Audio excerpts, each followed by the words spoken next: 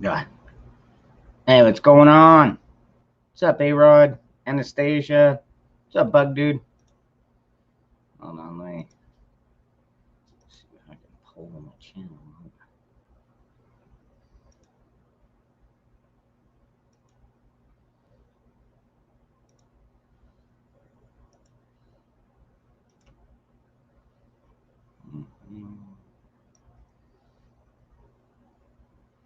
Just got to move a few things around here.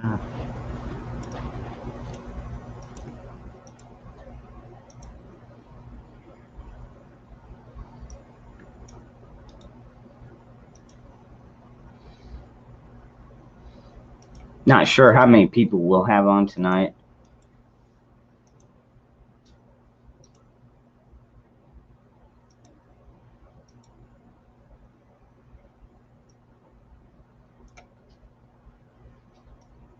Might be kind of a quiet night tonight, folks. What's up, Redneck?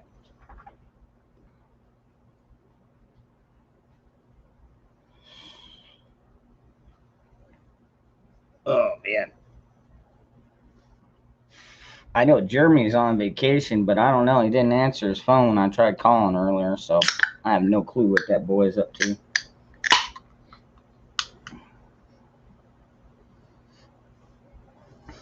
Okay, all right, Nicole.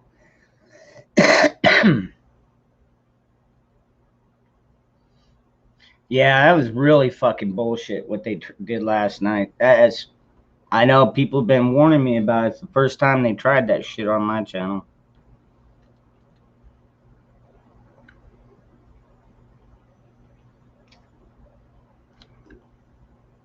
What's up, Mayor?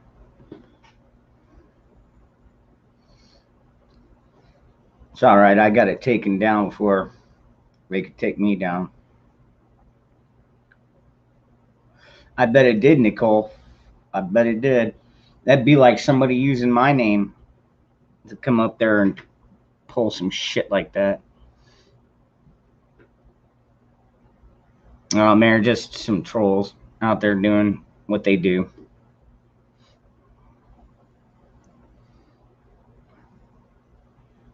No, I don't know. It just came to me, Daniel. Probably thinking about Biden. It's like he said, "What?" How often do we fucking, like we'll hear a fucking news bite or whatever, and it's like, what did he just say? What? Like seriously. What's up, JH?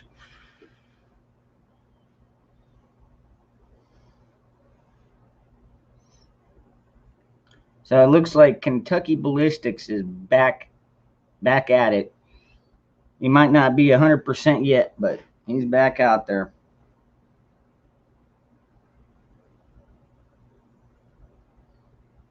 What's up, Sparky?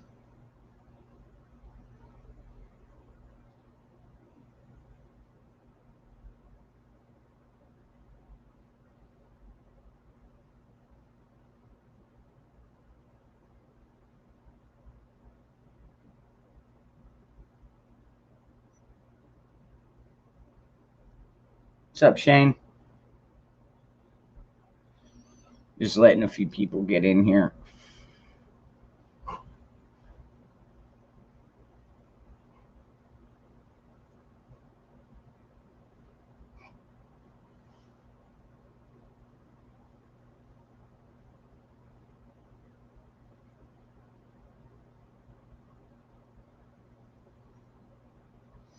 Well, not just that, but if his dad wouldn't have been right there too, and his dad fucking fortunately knew what the fuck to do. After a gun blowing up on you like that, dude, you're gonna be in fucking shock. If he would have been alone, he probably would have bled out right then and there. Imagine his dad going like, "Where the hell is Scott Jr.?" Drives out to the fucking range and there he is, fucking bled out on the fucking ground, dude. That would make for a really fucked up month.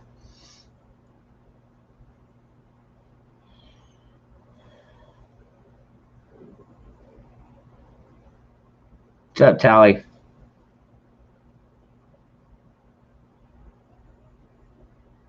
Yeah, I saw what you posted. I didn't want to say it out loud though.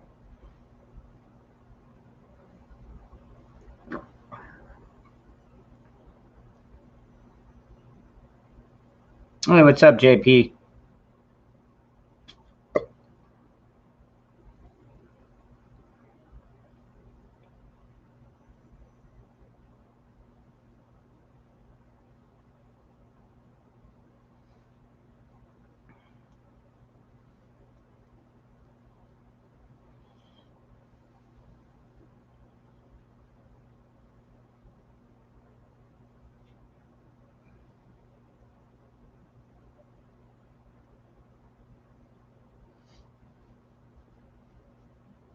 Mayor, good to see you. Watering the garden at 10 o'clock. Whatever floats your boat.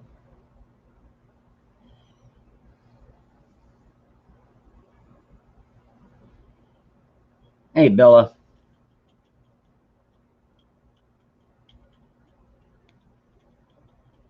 Hey, what's up, Johnny? Good to see you, brother.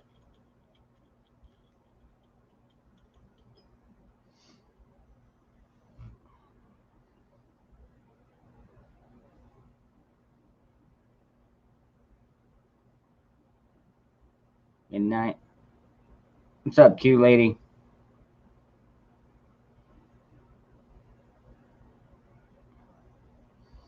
Work till 7 p.m. Wow. Yeah, my boy was out until about 6 o'clock today. You know, we started off Sunday. You know, it was the third, or it was the fourth, I mean. And he's like, "All right, cool. It looks like I've got Monday off." And then by about 2 o'clock, he's like, "Well, shit. I guess I don't have tomorrow off." And so they had two people on call today, and he got about 7 calls. He didn't end up getting home till like 6:30 at night. Yeah, what's up, Betty? I'll tell you what, though, that is one thing I really, really respect about my son is he knows my work ethic because he's seen me work long, long freaking hours. You know what I mean?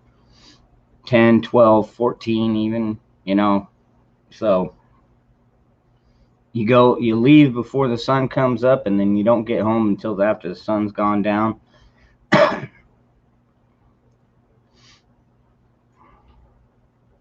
You don't start work until 11. Do you work from home?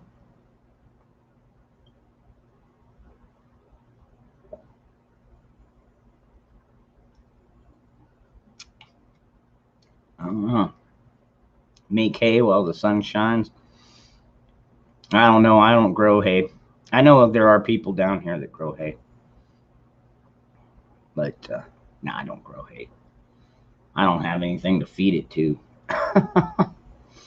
I guess the rabbits probably start coming in my yard, but then again, I've got a dog and cats, and so.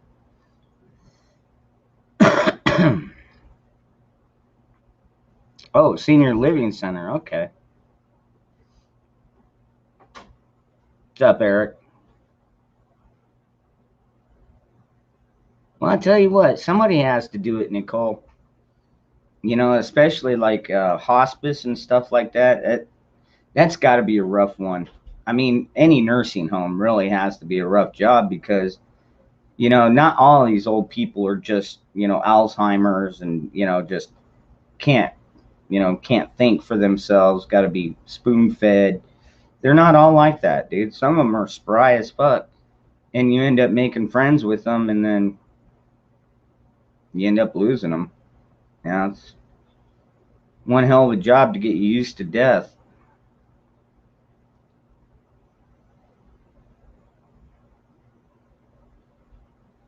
As tired as a three-balled midget. I've never heard that term before.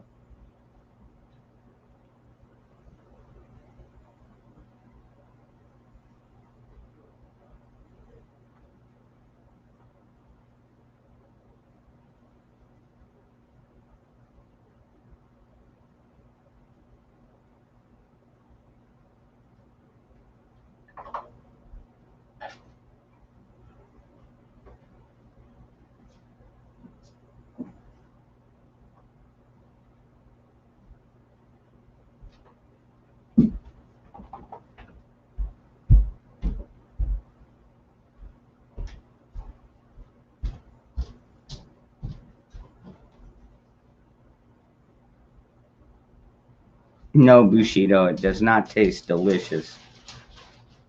Or it does not sound delicious.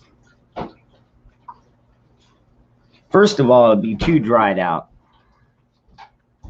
You're stealing.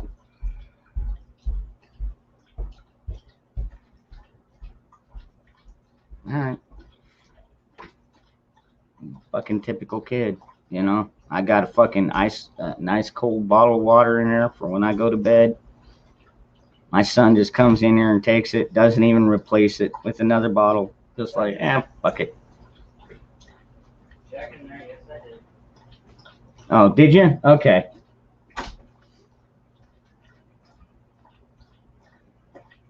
I know, right, Rip? Who said what? Or in this case, it'd be like, the potato said what?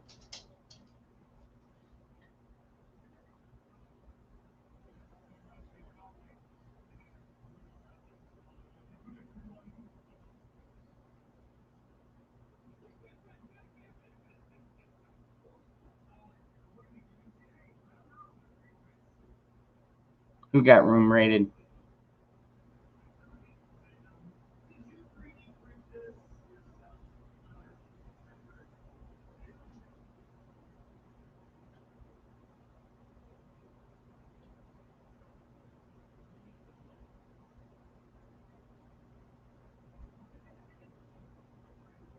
Yeah, no doubt, Eric.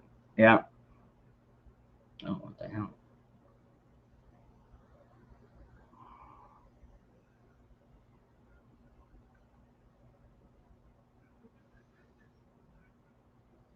Yeah, I think one of those fireworks got me right there between the eyes last night.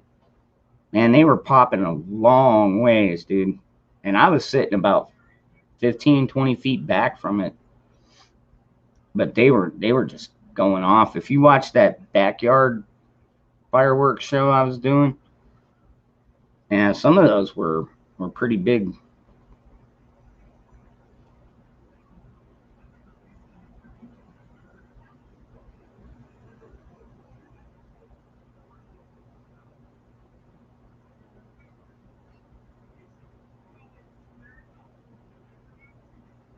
Yeah, JP, I'll agree. I'll agree with you on a certain level. Um, Depending on what you want to do for a living, if you want to be a rocket scientist or something, you're gonna have to keep going and try and get into MIT or one of the other big ones, um, or even to become a lawyer or a doctor. But how many of us really want to go into those fields? I mean, yeah, they may make a lot of money, but you kind of sell your soul. I mean, how many fucking lawyers do we know that we trust?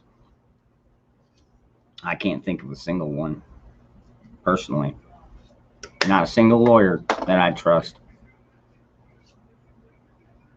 And as far as doctors, well, I lost my trust with them after I lost my son.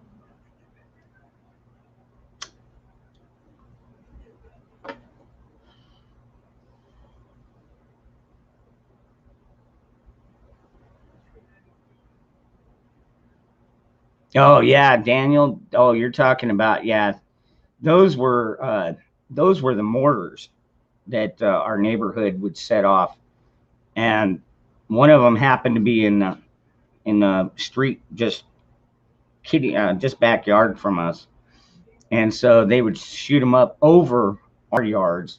So worst case scenario would come down on a tile roof. There's and everything is stucco out there, and even though it is kind of dry, by the time they explode and everything burns off, I mean, about all you got coming down is just burnt debris. It's not even on fire anymore. What's up, Navy vet? But yeah, it was crazy. It's like, because she has like palm trees and some of the leaves are dead. And I mean, you can hear anything hit them. You're like, bam. And then about 20 seconds later, you hear, it's like, what the, holy shit, the debris falling down here.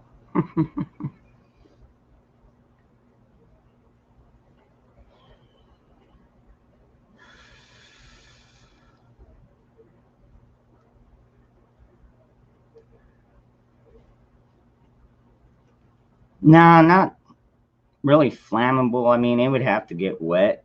I mean, or it would have to be like caught on fire, pretty much. So,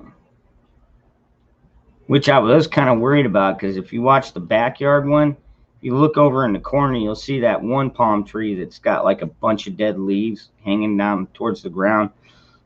That was the only one that I was a little bit nervous about. Did I get the email that you sent? When did you send it, Eric? I don't know. I don't know. Let's see. Well, Seven Wonders. Oh, Eric, are you stealing tree?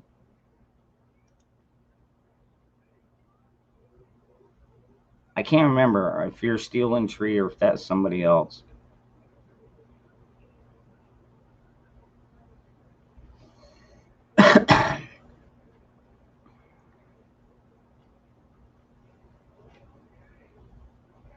Oh, yeah, yeah, yeah, I saw it.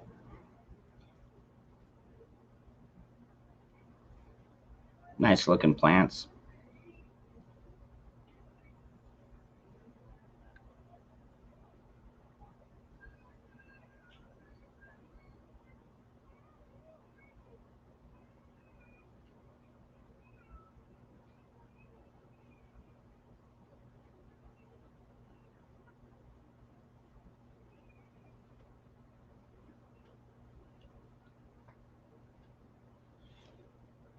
Oh, those were made out of wood. Is that what that was?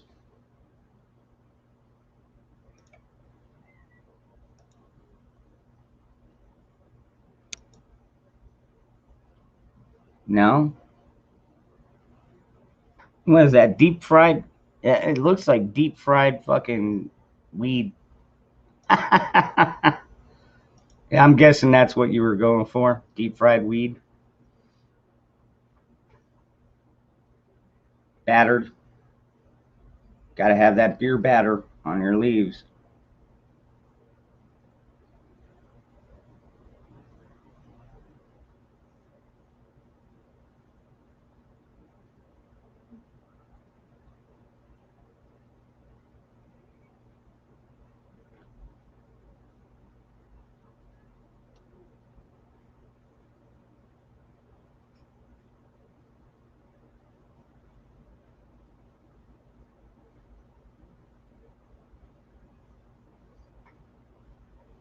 I saw the F-16. I haven't seen that one.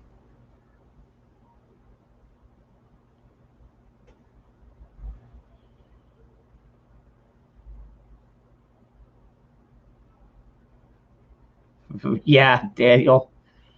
Well, yeah, it's like you start typing it and then it's like, well, now it doesn't fit the conversation. So, but in these chats, yeah, it's like you might as well just say it.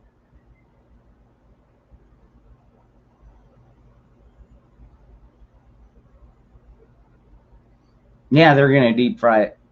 Yep.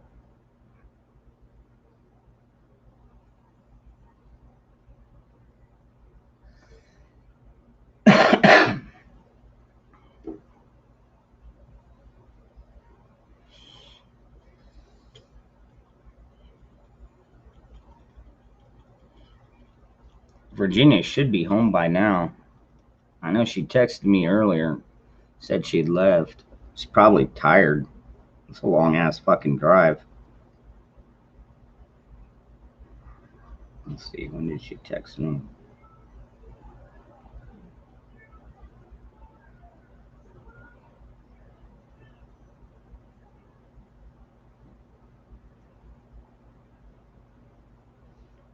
So yeah, it looks like she left at about just about 4 o'clock, which means that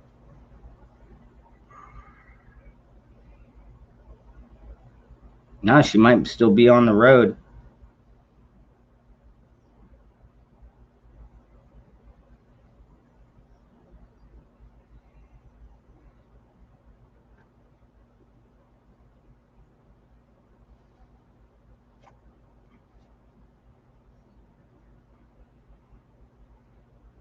tomorrow is National Fried Chicken Day or something. Really? I didn't see that. Let me see if I can pull that up.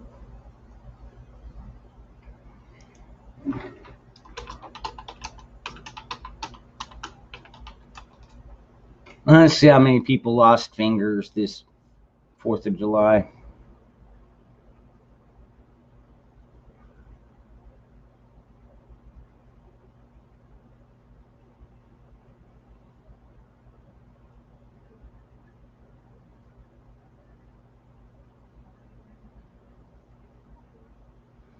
Oh, yeah.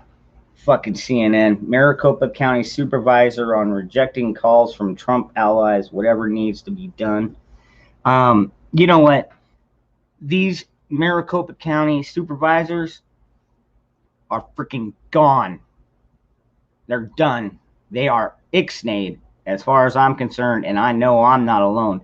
There are a lot of Arizonians that are livid with these fucking idiots and their Democratic bullshit, constantly trying to stop the audit when the majority of Arizona still wants this fucking thing, because Maricopa County red did not flip blue. I'm just telling you, not by legal means. It did not. What's up, Serbian? Yeah, I'm prepping on a buzz.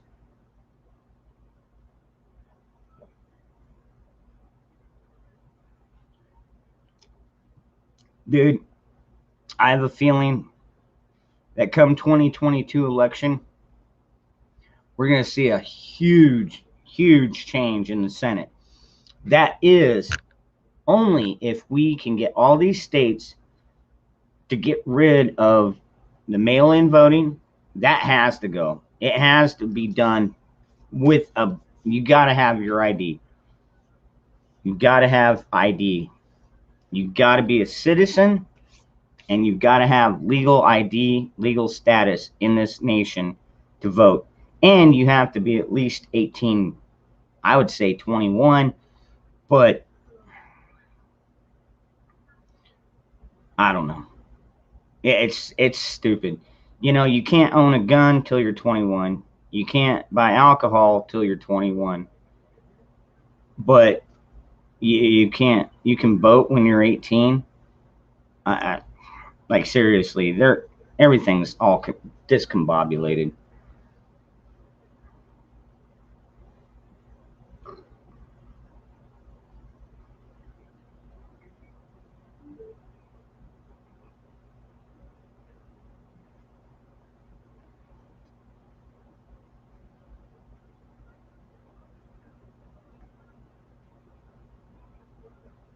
What's up, Yankee?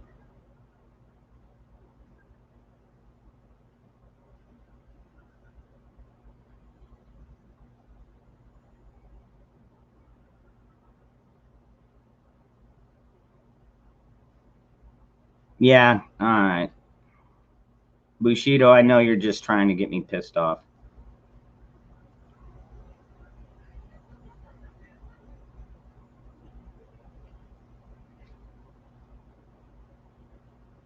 Yeah, Q lady. Smaller government altogether.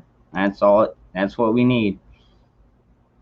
Government should not have their hand up our fucking ass anymore.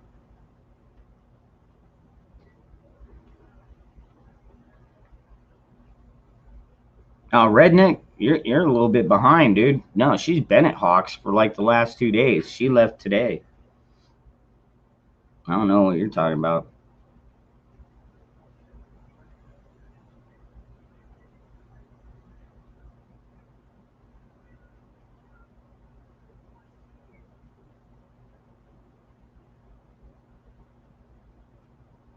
Yeah, Gary. So far, so good.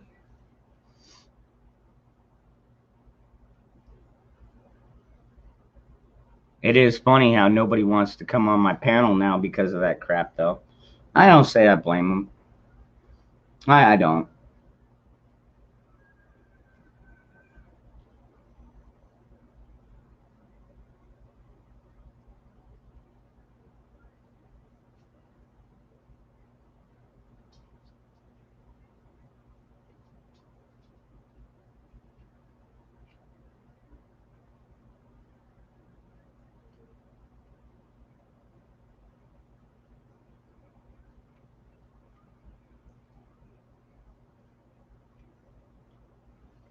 No, redneck, I did not.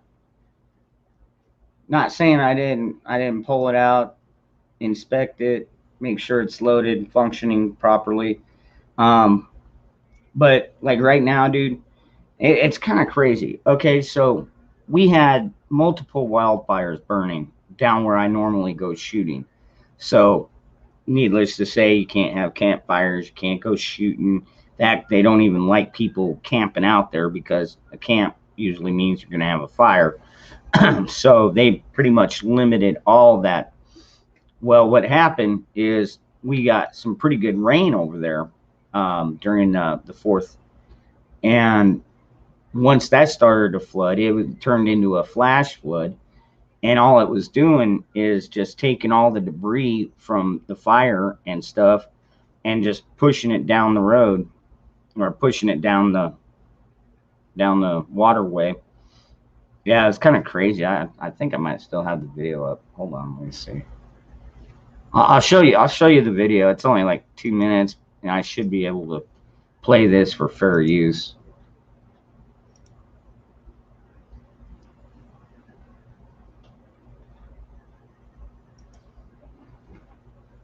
That's it.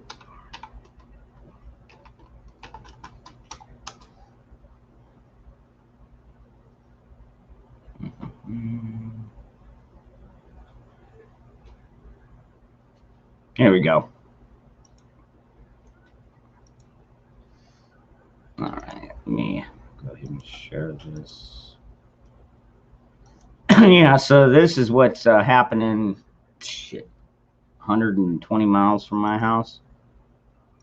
Not too far away, but far enough it's not hitting us.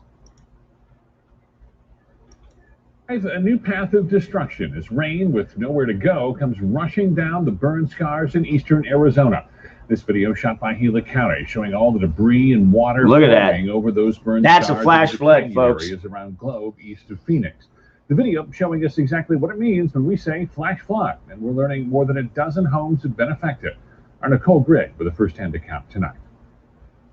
I can hear it. If you were there, you would have heard like all the crunching and all the cracking of all the trees and all the trash. Casey Costello recording the moment debris started flowing and rushing down into Globe. And like the trees in the creek, I didn't catch it on video, but it broke down a bunch of trees in the creek and just carried them with it.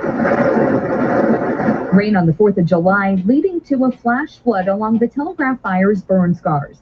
The water has nowhere to absorb, causing a debris flow. At least 15 homes damaged by the water, ash, mud, and trees in it as it swept down the mountain and amplifying the danger. Our public works crew was very proactive, and they got out there pretty much immediately with a snowplow and was using that to push the debris off of the roadway so responders could go in and check on people.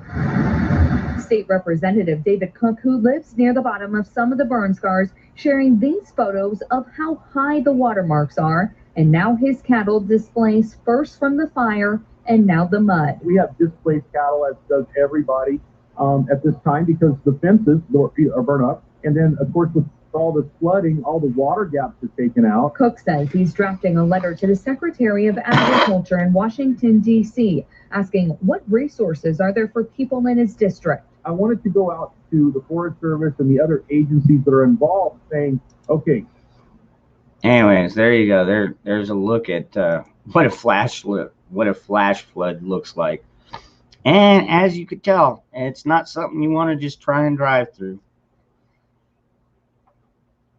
Hey, what's up, Indy?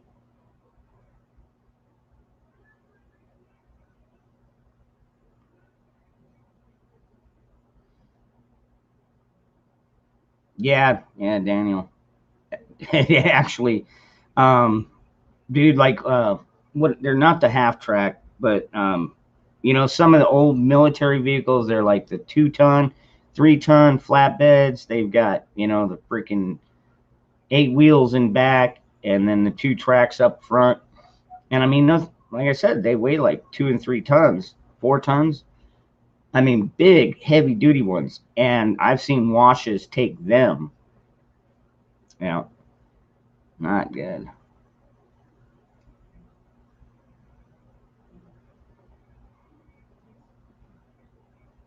show a dust storm.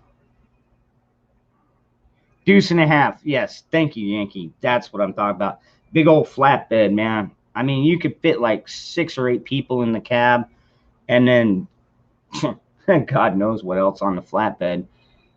But they were trying to transport like 10 kids, like 4 adults and like 8 kids, 10 kids, something like that. They had like 4 or 5 kids on the back that got washed off, and they ended up finding them a day or 2 later.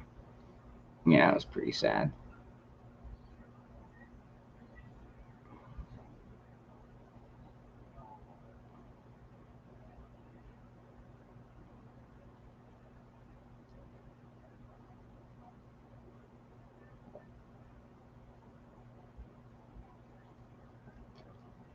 Well, I know you probably have seen dust storms, but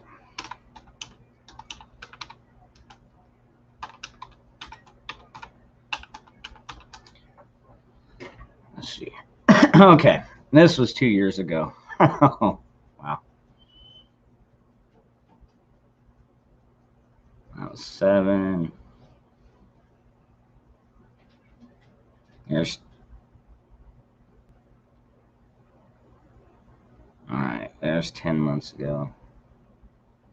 This one looks like the most latest one. Let me pull this one up.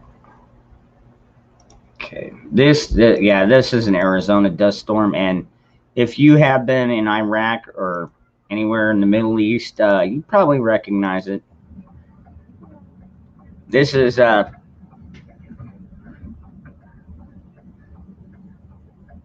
10 months ago, I think I said. That tumbleweed.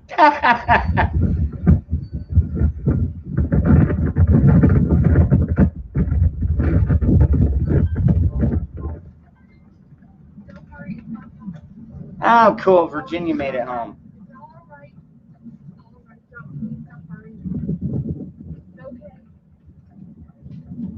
Dude, it's crazy when people keep trying to drive in that crap, too. Good Lord. This one is way scarier. Wow, look at that.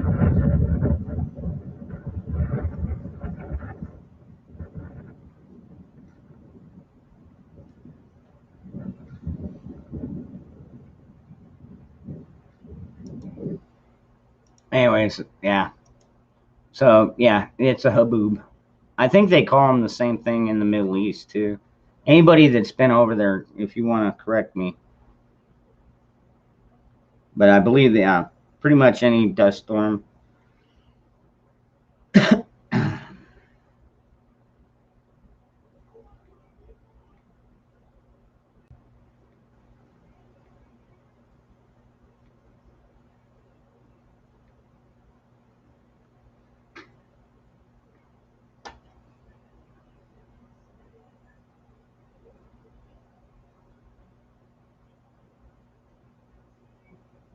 Get flash floods in Colorado a lot. Really? I thought Colorado would be a lot more moist.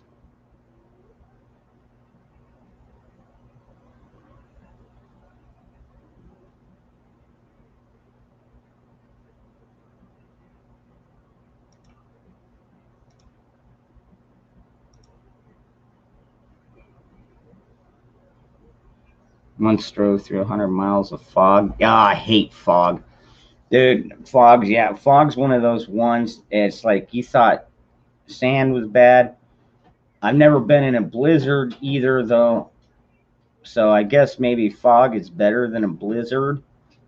Because I had friends from Michigan that had to drive in that shit. So, what's up, Devil Dog? Good to see you, brother.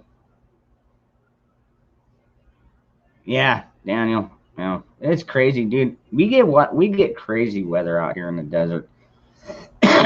You know, you'd think it'd be just like rain and stuff like that. No, it's way different. What's up, Bioxo? It is way different out here. And it depends on where you go. If you head up north, or even if you go out east a little bit more, you know, you'll have more rain and stuff like that. Where I happen to live, Broken Patriot probably knows it, down here in the valley on the outskirts. Yeah. You don't get a whole lot of rain. You just get a lot of sun and a lot of dirt.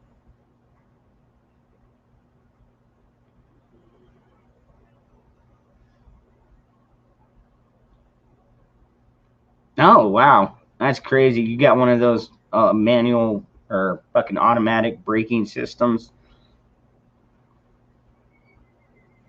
Take a blizzard over fog any day. Okay. What's up, Freedom Grower?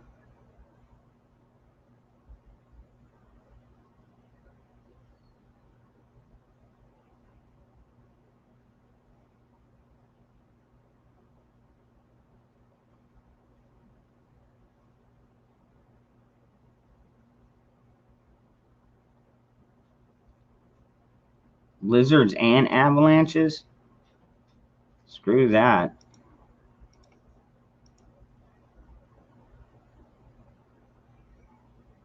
Jojo, I don't know who you are. I'm not bringing you up.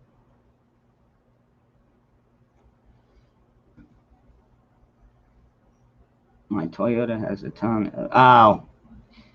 Yeah, God, they build these fucking things to be safer, but in the long run, yeah, it's like, are they really safer? Or are they more dangerous?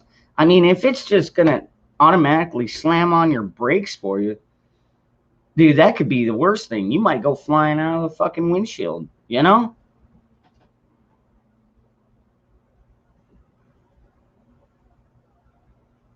Bioxo. Yeah, I'm pretty sure of it. Yeah, slow down, pull off to the side of the road, and I think out here they tell you to turn your lights off. Just leave them off, because if people see if they see your lights, then they'll come up behind you. I don't know, Bug Dude. All I know is there's some dude, Jojo, that came up, wouldn't show his face. I don't know who they are. And with all the shit that I've had to deal with these fucking trolls, I'm not fucking gonna start.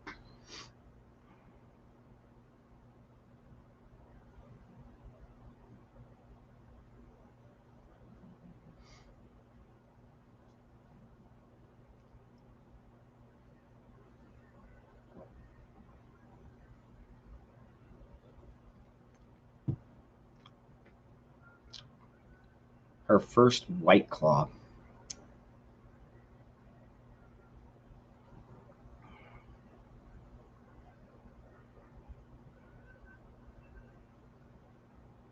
What's a White Claw? Let me look that up. I'm guessing that's a drink, because you said she drank it.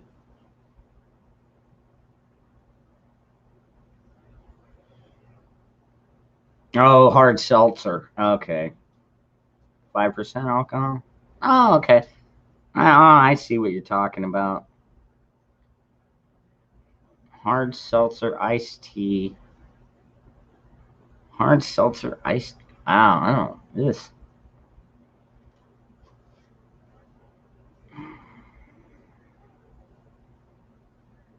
Seltzer water. Gluten-free malted alcohol. What? Gluten-free? What are you talking about, man? I want that gluten.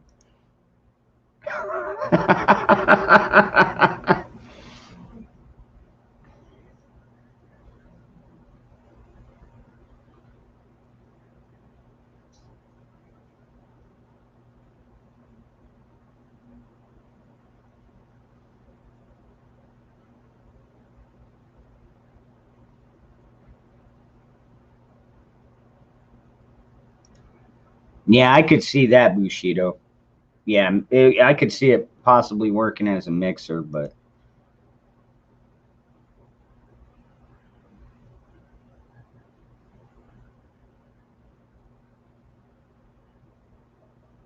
What's up, Grandma Merkel? Saw you over there at Prepared My. I saw Biox over there, too. White girl wasted.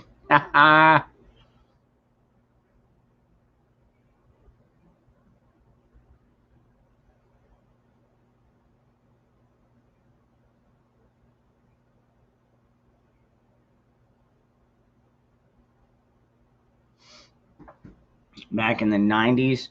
Oh, yeah. Dude, we've got back to work tomorrow. All right, Yankee. You have a good one, brother. Hopefully, I'll see you over at Prepared Minds. All right. Anyways, no, we had it rain so hard down here one time. We've got this freeway. It heads up north. It's called the I-19, and what it's like most freeways. Well, maybe not most. I know the ones out here. It's like you got overpasses here and then underpasses there, overpass here. So it's like you're up and down, all the way down through, all through the before Black Canyon, up through northern Phoenix. And anyways, apparently they did not have proper drainage on one of the underpasses. And so it started filling up really fast with rain to the point where, cars didn't even realize. They thought it was just a little bit of water on the road, and they drive into it. And next thing they know, their car is floating, water's coming in through their doors and shit. And I'm not kidding you, dude. Give me a minute, and I'll pull up the footage where the news crew is out there, and you can see these cars floating around, just kind of floating like boats that were untied. It's fucking nuts, man. That's how deep that shit got.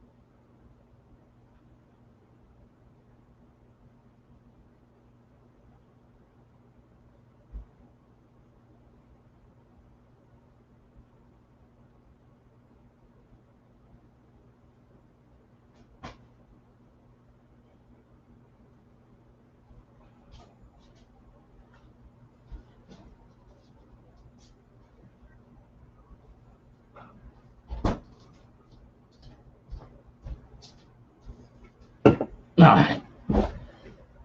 I'm back. What's up, Courtney? What's up, Garrett? Let's see here.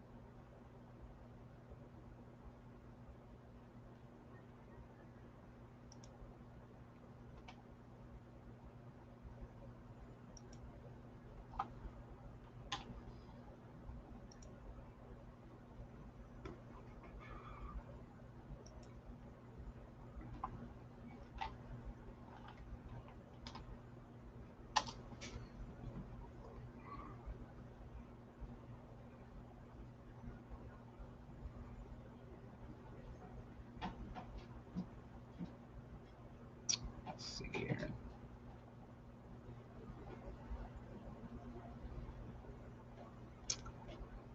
Oh shit, I'm not finding really good footage of it here.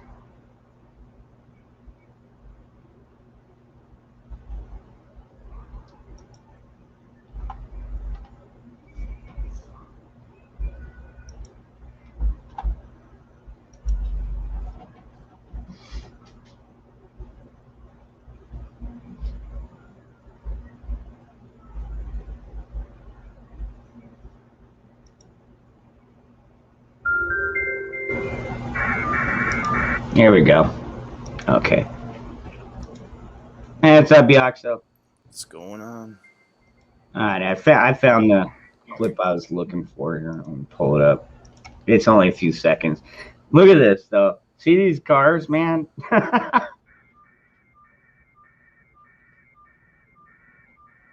Like, you can't even see the stripes anymore.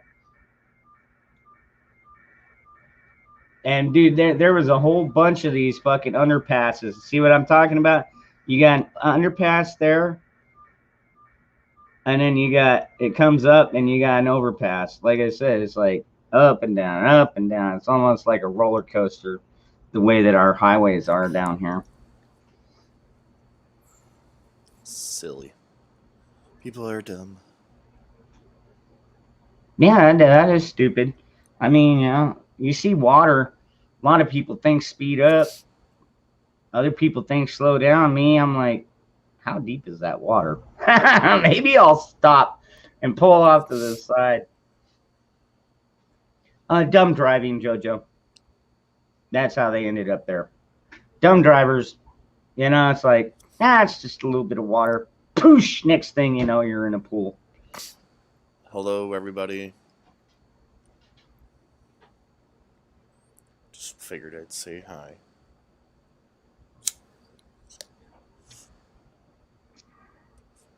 Hey, Dangerous. What's up, man? Hold up both of your hands. All right, good. You still have all 10 fingers. Yeah, yeah, I do. I had the kids set off the fireworks this year. Me too.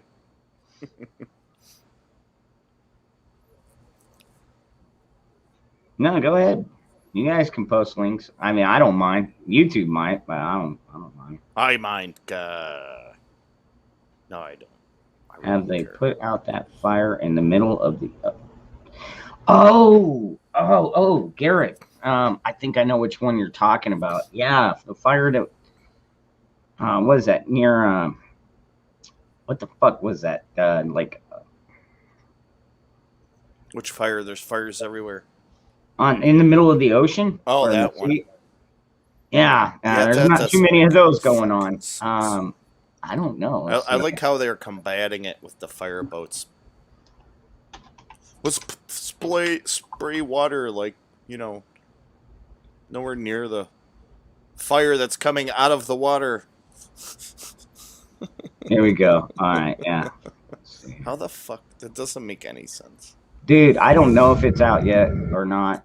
This is crazy, though. Here, I'll show y'all.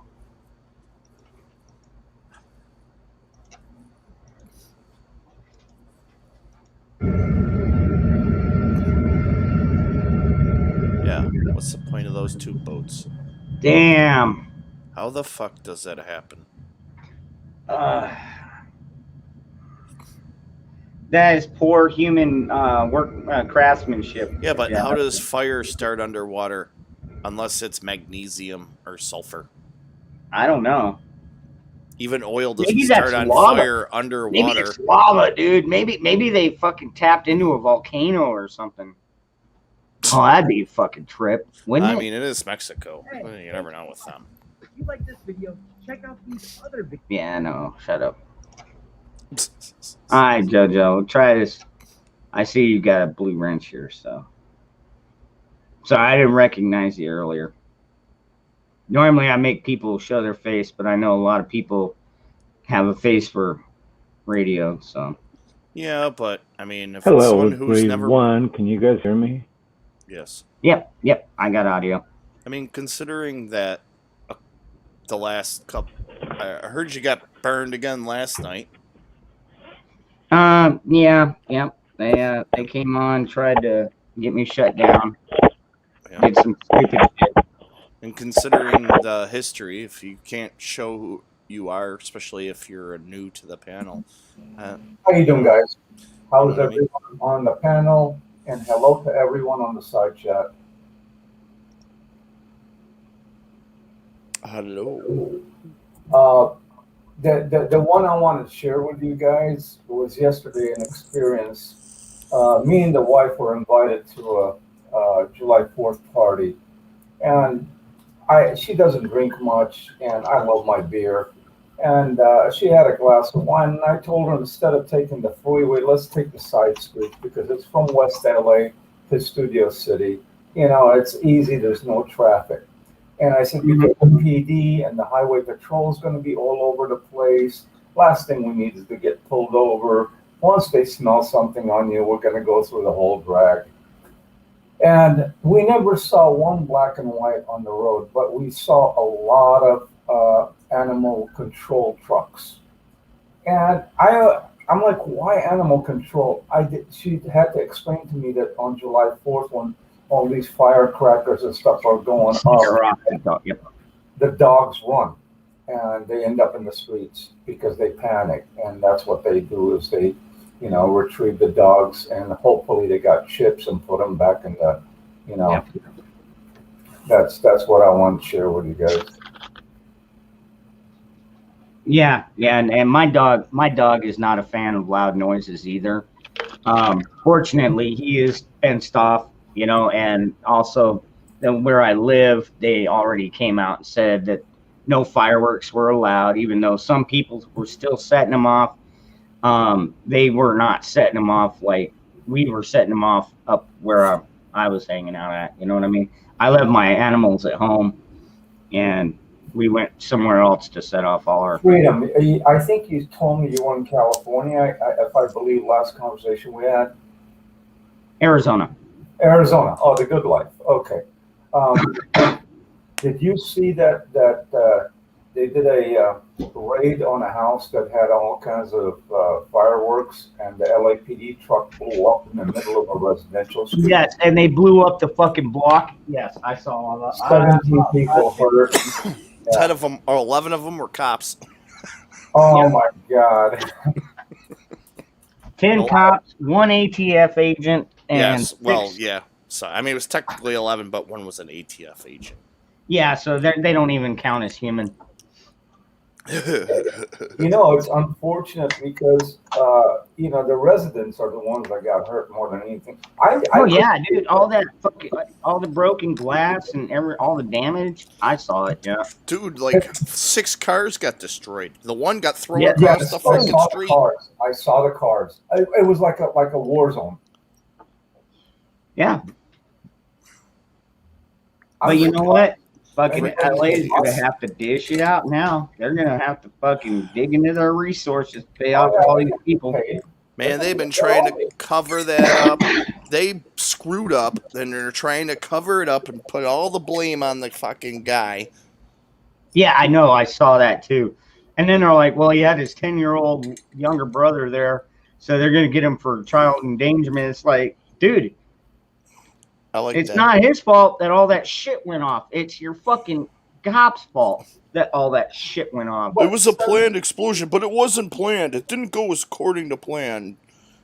So, and then they're trying to say like it was an accident and all this, even though they're wired it up to blow the damn thing, and it was way bigger than they expected. And they kept saying it was like 5,000 pounds of fireworks, and you can see in the freaking. Like the lady opens the door, there's like 10 boxes. They even said it was what?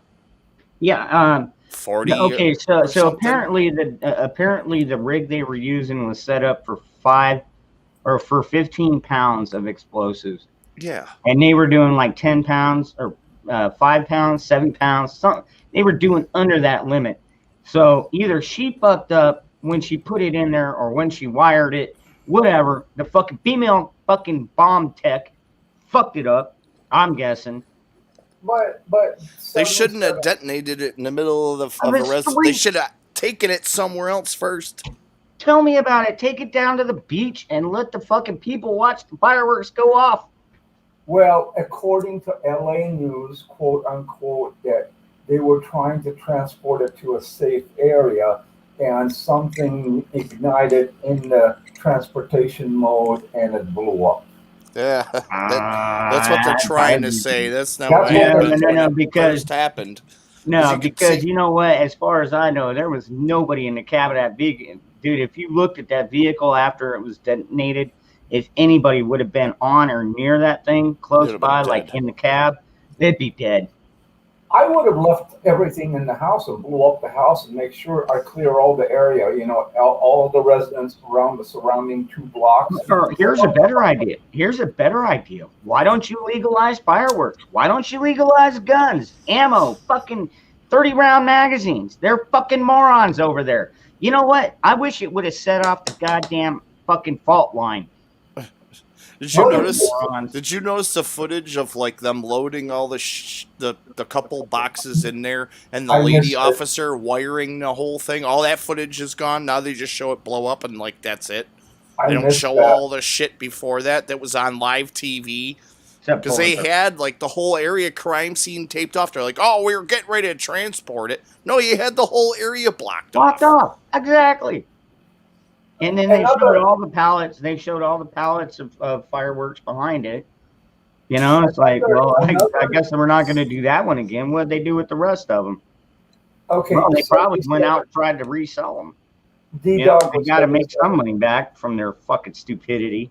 You guys might know this. This was flash news today.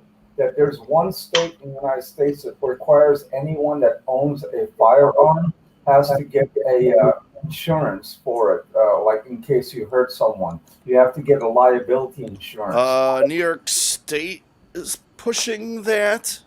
Is that what it is? That's one of the states that are trying to push it, but that was part of that HR 127 or something like that was going through. They were trying to push through a couple months. I think it was even before I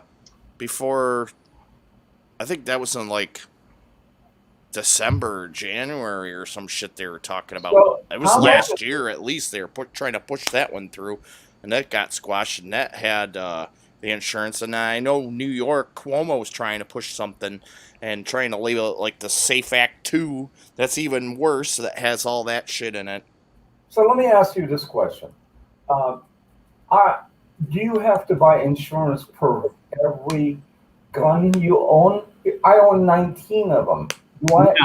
No. But you have to, if you own any firearms, you have to have $1 million insurance policy. Oh, wow. What? Oh, what does that cost a month? I don't know, but that's what they're pushing. I don't know. I've got one for, I think mine is like $250,000, something like that. And that's through USCCA. It's like $22 a month. But that's only, like I said, it's like, hold on, I can look at my policy really quick here. This is crazy, man. Yeah, it's fucking stupid. What did I see the other day? What did I see today? I saw some stupid bill. What the fuck was it? Oh, it was a tax. Some new tax or some shit that they're pushing in Utah or something. And if you don't pay your tax, they will come and get your guns. I'm like, what? Okay, let's see here.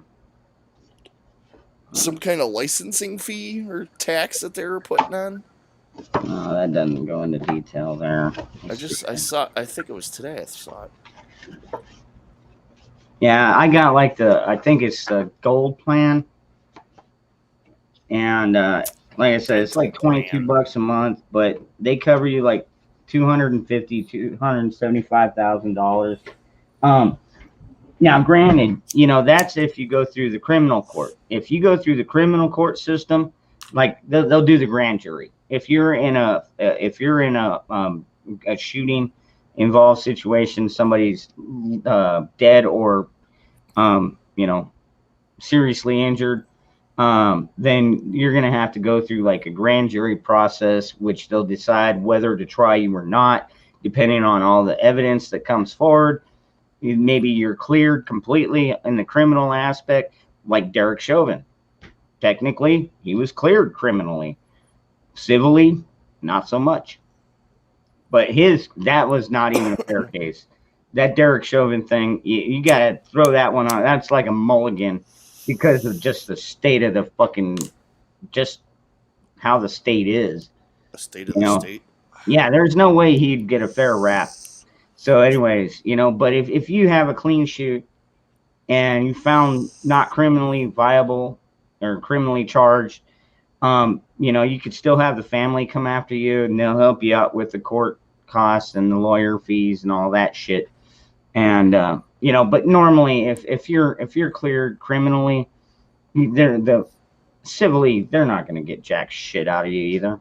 I got a question for the people in the chat. All right, so normally I watch a bunch of different like tabs on live streams and shit. Not like these live streams, but like the stupid idiots going out and doing dumb shit like they were all last summer. And I'm wondering if anybody else follows any kind of channels like that or has seen anything going on, because I haven't seen shit going on in the last 2 months. And I haven't heard anything reported on the radio or the news or whatever. Yeah. And I'm wondering if anybody's seen anything in their neck of the woods. I haven't seen anything in my area that maybe has reported in your local news but didn't get in the mainstream shit. It's all quiet here. Hey, what's up, Hawk? Good to see you, brother. I know. By the way, Chicago. I'm sure Virginia already let you know she made it home safe. So that's good. No, I haven't seen shit, Bjork, so Yeah, not down here where I'm at. What's up, Moose? I heard there was some shit going on the other day, yesterday, and the day before briefly, but didn't hear too much about it. Like 2 different instances. One, there was like a alphabet group, not like a 3-letter alphabet group, but the rainbow alphabet group. And then there was some counter protest shit going on at something. I don't know where the hell that was. And then I also heard about some shit in Portland. But there's shit going on in Portland every day, as far as I know. But the one of the guys started streaming it, but the stream got cut. Apparently, like, the bums and tots are going after people filming now. Why? Because they don't want, because that's evidence. But that's freedom of speech, part of it. Well, they don't want, well, last summer, a lot of people would pretend to be press and film stuff, and then, So the press... when they started breaking shit, they started beating up some of their fellow press people or yell at them to turn off their cameras, and I'm seeing some of that now too, where they're make them go to the back of the pack or tell them to pound sand. So if mom is walking down the block and filming her 2 kids eating ice cream just for a family album, is that against the law? No, I'm talking about the Antifa people during their protests and shit are banning people. They're telling their own people to stop filming shit because they don't want to get caught doing anything stupid. Got it. Yeah, and Antifa's been kicking the shit out of some pastors, and that's recent stuff. There's 3 different ones last week. I haven't seen that one. I saw the one where some black dude went and punched an old lady, and they've been doing that a lot lately. And then the fellow citizens fucking came out of left field and started beating the shit out of them. Okay, I got a question. Was nice. For you, 77. I have it was about the first time that's happened. When they caught the man that hit the old woman, did he have an explanation why he did that? I mean, it is got to be a hard explanation. I don't know. All the camera footage ended after the cop walked up to him, and the people walked away. The cop didn't even bother the people. It was some instant karma right there, man. That was great. This dude clotheslined him, just took him right off his feet. Just bam! Good. Fucking subhuman motherfuckers. The dude picked him up and threw him against a pole. Another dude had a baseball bat. They didn't let him hit him with the baseball bat. They were like, no, don't do that. Don't do that. Exceeding the line. Yeah. I'd love to watch that video. It's about time some citizens are fighting back.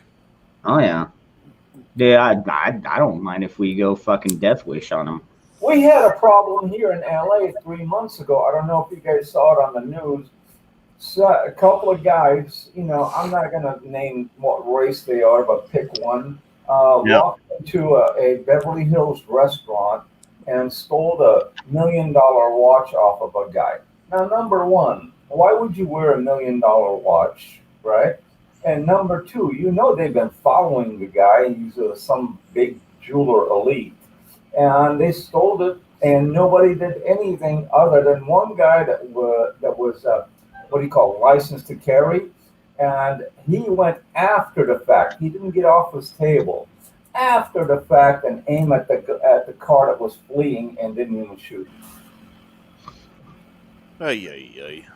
Oh yeah, Dude, $1 million watch? Are you kidding me? If I spend more than $50, I think it's a ripoff. Dude, if I prevented some dude from getting $1 million watch stolen, I bet damn well better get at least a fucking couple grand for saving us. Yeah, right? where are they gonna fence that watch? That's my question. Oh, here's my other question. The guy who has $1 million watch, why the fuck isn't he carrying? Right, yeah, right? Exactly. Why doesn't he have a bodyguard for that watch? You can look it up on YouTube. All the articles, news articles are on there. They show the actual crime on video happening because there's surveillance. Hey, Hawk. I smoke more weed than you. Yes, you do. Somebody yelled about smoking a peace pipe, so I figured I'd pop on real quick and smoke the peace pipe. I'm waiting for Virginia to get on, but she's probably tired. Anyway, real quick, guys, Freedom, I just want to let you know who I am. And that way you were uncomfortable before when I try to get on. So this is me. I've been on your channel before. And I want to say have a great day, everyone on the side chat. And everyone on the panel, have a blessed day. I got to go take care of the kids, feed them, and put them to bed. And I will see you guys on the next one. Yeah, no problem, man. It was just, we've had a lot of issues, so we were just kind of making sure people are who they say they are. That's all. This is me. Okay. Yep, that's cool. You're good. I came in last night, actually, and I was in here for 10 seconds. By the time I said hello, I saw what I saw, and the screen shut down. I'm like, what? Who the? And then Freedom said that person was using someone else's name. Nicole D. Yeah. Yep. But you got to be careful. I mean, with all honesty, brotherhood to brotherhood, be careful who, diagnose who you're giving a wrench to or who you're allowing, because everyone can copy someone else. And they just ruin the night. That's all they do. Well, they didn't totally ruin it. I just had to I had to kill that one and then delete it. But you got to qualify people before, because you've been too generous. I mean, I'm not talking against anybody wrong. I'm just saying you've been too generous. You gave me a wrench without even knowing who I am, because I said a couple of jokes on your chat and you guys started laughing, and then you gave me a wrench. Okay, so that's how it happened. But in reality, you don't know who I am. But I'm not that type of person in general, So you didn't make a mistake on this time. But in general, it could be somebody that doesn't like the chat or has a problem with someone else in the chat, and on and on and on. It's all ridiculous. There was somebody, he was lonely, and when you have something so small and you're that lonely, the only thing that you can do is try to share it with everybody that you can by force, because women don't want to laugh that hard. Okay, they don't.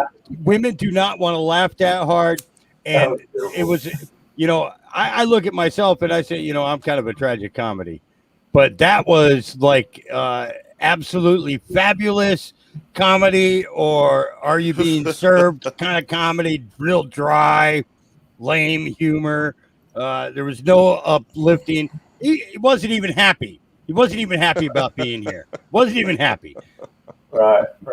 Hey, Virginia. Hello. How you doing, Virginia? I'm glad I missed that. She hates me because I'm married. That's okay, Virginia. I'll get over it. You'll get over it. One day I might get divorced. So, Virginia, just smile for now.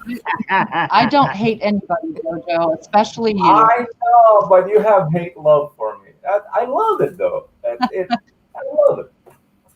Virginia's an awesome woman. I don't know. I saw that last picture Virginia sent me, and it's like, damn, I'd feel so intimidated because I saw how tall Hawk is. And it's like, holy shit, she's fucking tall. Anyway, all love to everybody. All love to the side chat. Have a great day. I got a bolt. And panel, God bless you all. You guys have a blast and enjoy your night. And I'll see you on the next one.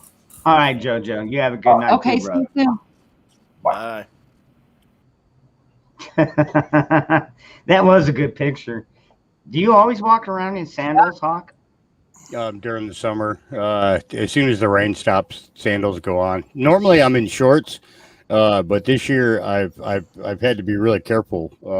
We got a lot of poison oak and poison ivy, and yeah, and it's coming up in fucking areas on the farm that it was never ever around before. So, but I got one of those flame things. You know, you go and you burn out the roots and all that.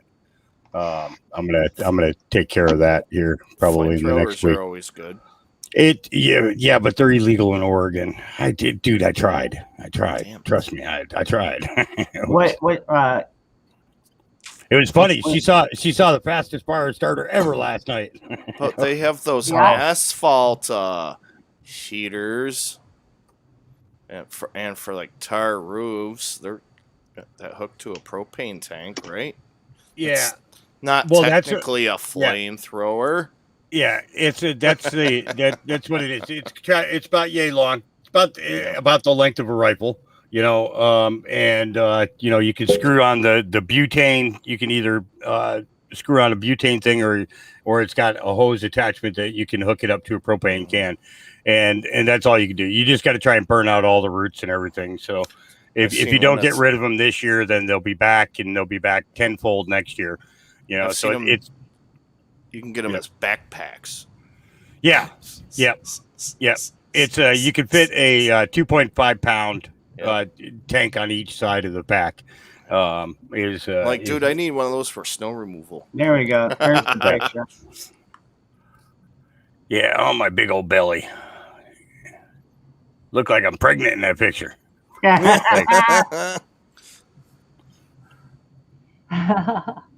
Sorry, I can't get it more clear.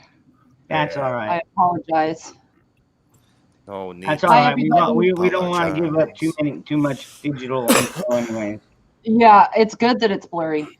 What's up, Christy Cat? I've got a clear picture of it. Yep. Ooh.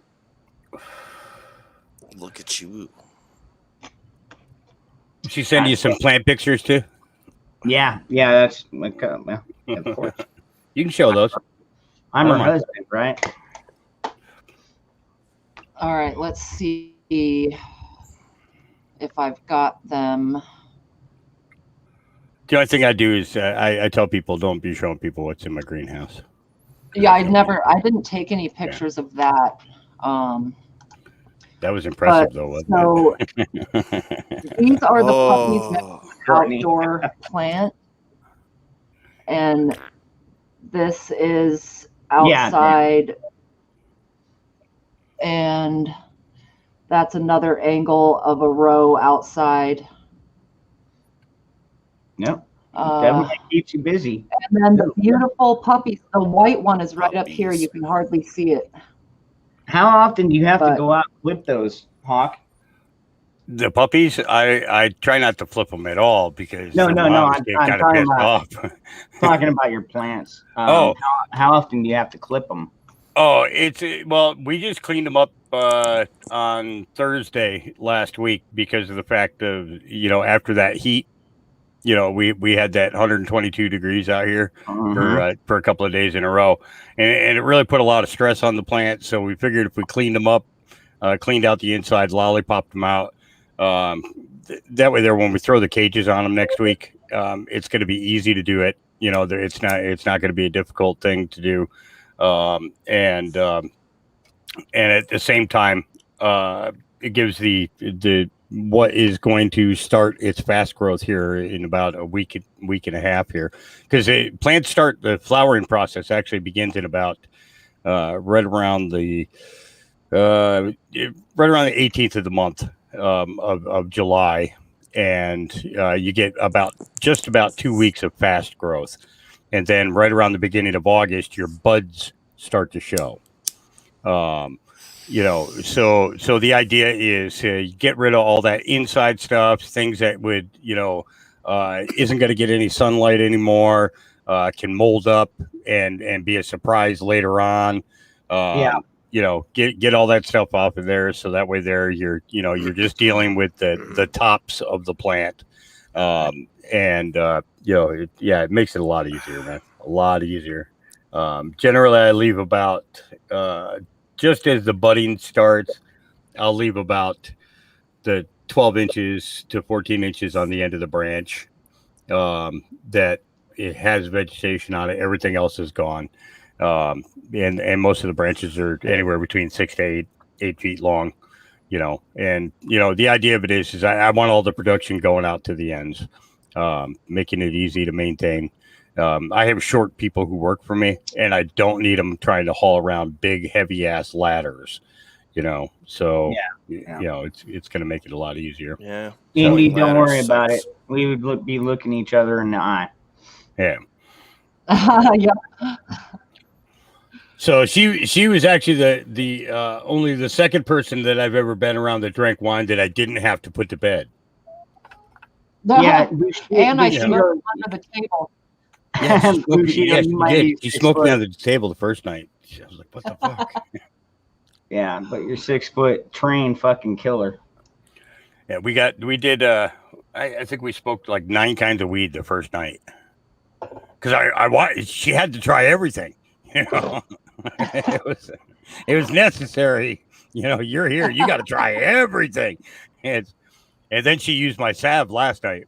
And it's great when people come out in the morning and they say, "Oh my God, that stuff worked."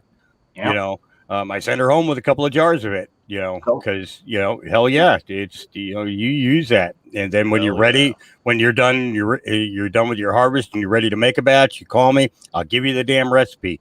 You can make a whole bunch of it. It's I gave her 2 big jars. I said, here's one that you keep for yourself. The other one you take and you can stick it in the microwave for a minute and a half, melt it down, pour it into smaller jars. You see a neighbor up the street, he's bad back or bad knee or bad foot or something. You give it to them. Tell them to go rub it on their damn foot or their knee or their back, and help them with their pain for a little while. And and then I'll be making some after I get done harvesting. If that works for you, you let me know. And let me tell you, when you're taking care of your neighbors like that, they're in turn turning around and like, hey, we got like 30 steaks too many that we can't fit in the freezer. Yeah, take them up to that lady up the road who gave us that rub that took away Mom's pain or something. Let me tell you, it's big chat. It is. That's funny. I bet you sucked at playing hide and seek. Oh, Shane, you're out there in the chat. Did you get my email? What's up, Blaine? You're gonna need to be watching for that. I don't think you have to sign for it, but you got to be watching for it. Shane won a silver coin. Oh, right on the number of pups.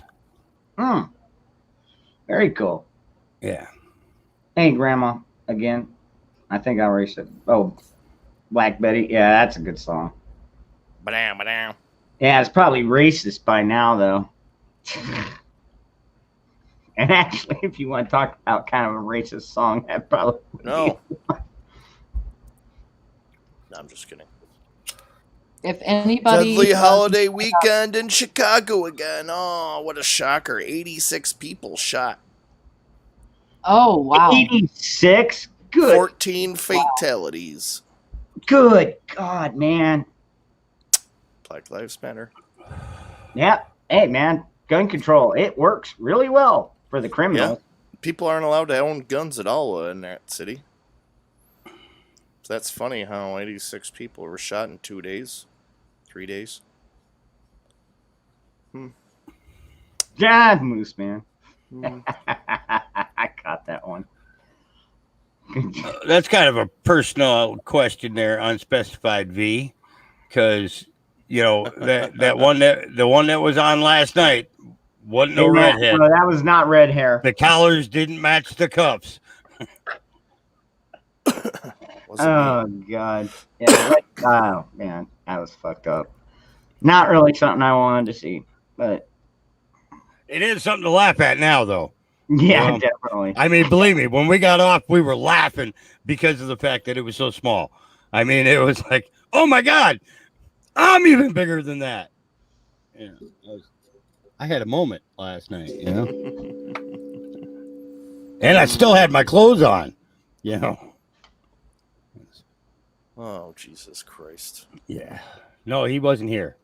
No, and see, I mean, that's not even the appropriate way to. If you're going to display your penis or anything like that, you should do it with some kind of decency, you know? Like put a frame around it. I was going to say, or you can ask Virginia or Nikki, and it's like, you know, I've got some decent nudes of myself. I mean, I think most decent-looking people probably should. There's not. What's wrong with being ashamed of your body? I mean, you shouldn't be ashamed of your body. Period. We shouldn't. Nah. That's hard for women, I think. Hey, you know what? That gut there is just a gas tank for a sex machine, right, Hawk? Well, that's funny. It's hard, you know, for women though, when you've had a couple of kids and everything's kind of, it just is loose. Now my boobs are high and tight because I don't have huge boobs, so I don't have a lot of sag, but the lower belly that's all been stretched out, there's nothing I can do about it. It's awful. It's all right. I mean, most especially a lot of us older men, it's nothing that we haven't encountered in the past. Those are mommy marks. Yeah. Those are nothing. Yeah, that's just mommy marks. Yeah. Oh yeah, stretch marks galore. Yeah. No, yeah, I did. I've had most of my last girlfriends had them. Yeah, you got kids, so it is what it is. Yeah. They got teenagers. Hell, they were grandmas. I was banging grandma. I was banging grandma, and I'll tell you what, I'll tell you what, grandmas really know how to give good love. What? Yeah. Dude, you never heard that song before? Older women make beautiful lovers. No, I was just kind of thinking of how that conversation went to grandma's. They understand. I've been around some, and I have discovered that older women know just how to please them. Yeah. I don't remember who sang it, but I remember that song. Bellamy Brothers, I think. I don't remember. I know I grew up with it too. Dude, my mom used to play all kinds of country. That's probably where I get my liking of country at all from, even though she played the living crap out of it. You know, I like Charlie Pride. I like Charlie Pride. Fucking great singer, great artist. First time I saw Charlie Pride, my dad was doing a show, and he was going to be playing pedal steel for Charlie, and he didn't know that he was black. So when this black guy walked on stage, my dad got all upset, and then he picked up the microphone and he started to sing. You know, it was whenever I chance to meet. My dad's jaw just dropped down to his shoulders, and I was sitting right there in the second row, and I was laughing my ass off. I knew. It was like Ray Charles. First time that he heard Ray Charles, he never heard any of Ray Charles' early stuff. The only thing that he heard was Georgia. Main man of all time in the country music hall of fame.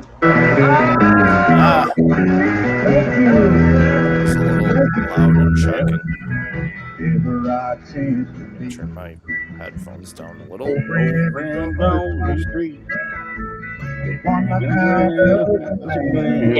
This way. Now speaking. Anytime and any place. Every time they ask me why, I just Did smile. you hear them say? You got to Kiss an angel good morning. Let him know you're thinking about her when she's gone. Okay, you either need to sing higher or lower than me, Ron. It's got to be a harmony, all right? All right. You're singing the low end. All right. God, I'm trying to remember the lyrics here. Let me go back a few so we could try and remember some of the lyrics. All right. Oh Lord. It was. All right. It was. Like a devil when you get back home.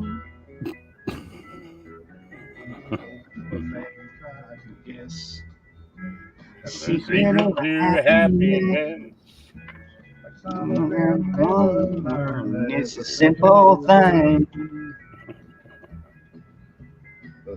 I'm thinking of is a woman and a man in love. A woman and a what? I always sing.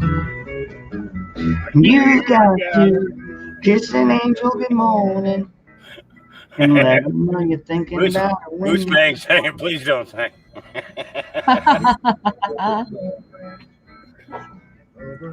Hey, I can hold my own.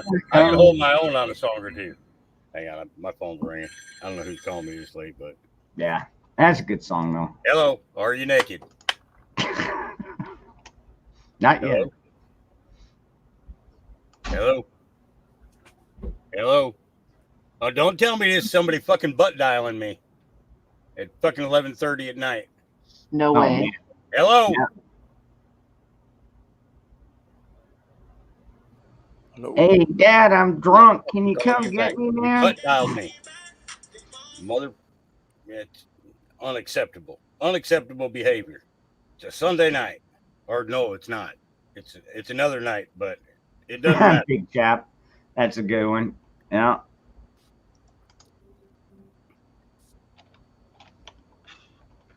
I'm surprised that she would get fake boobs if she was self-conscious about them.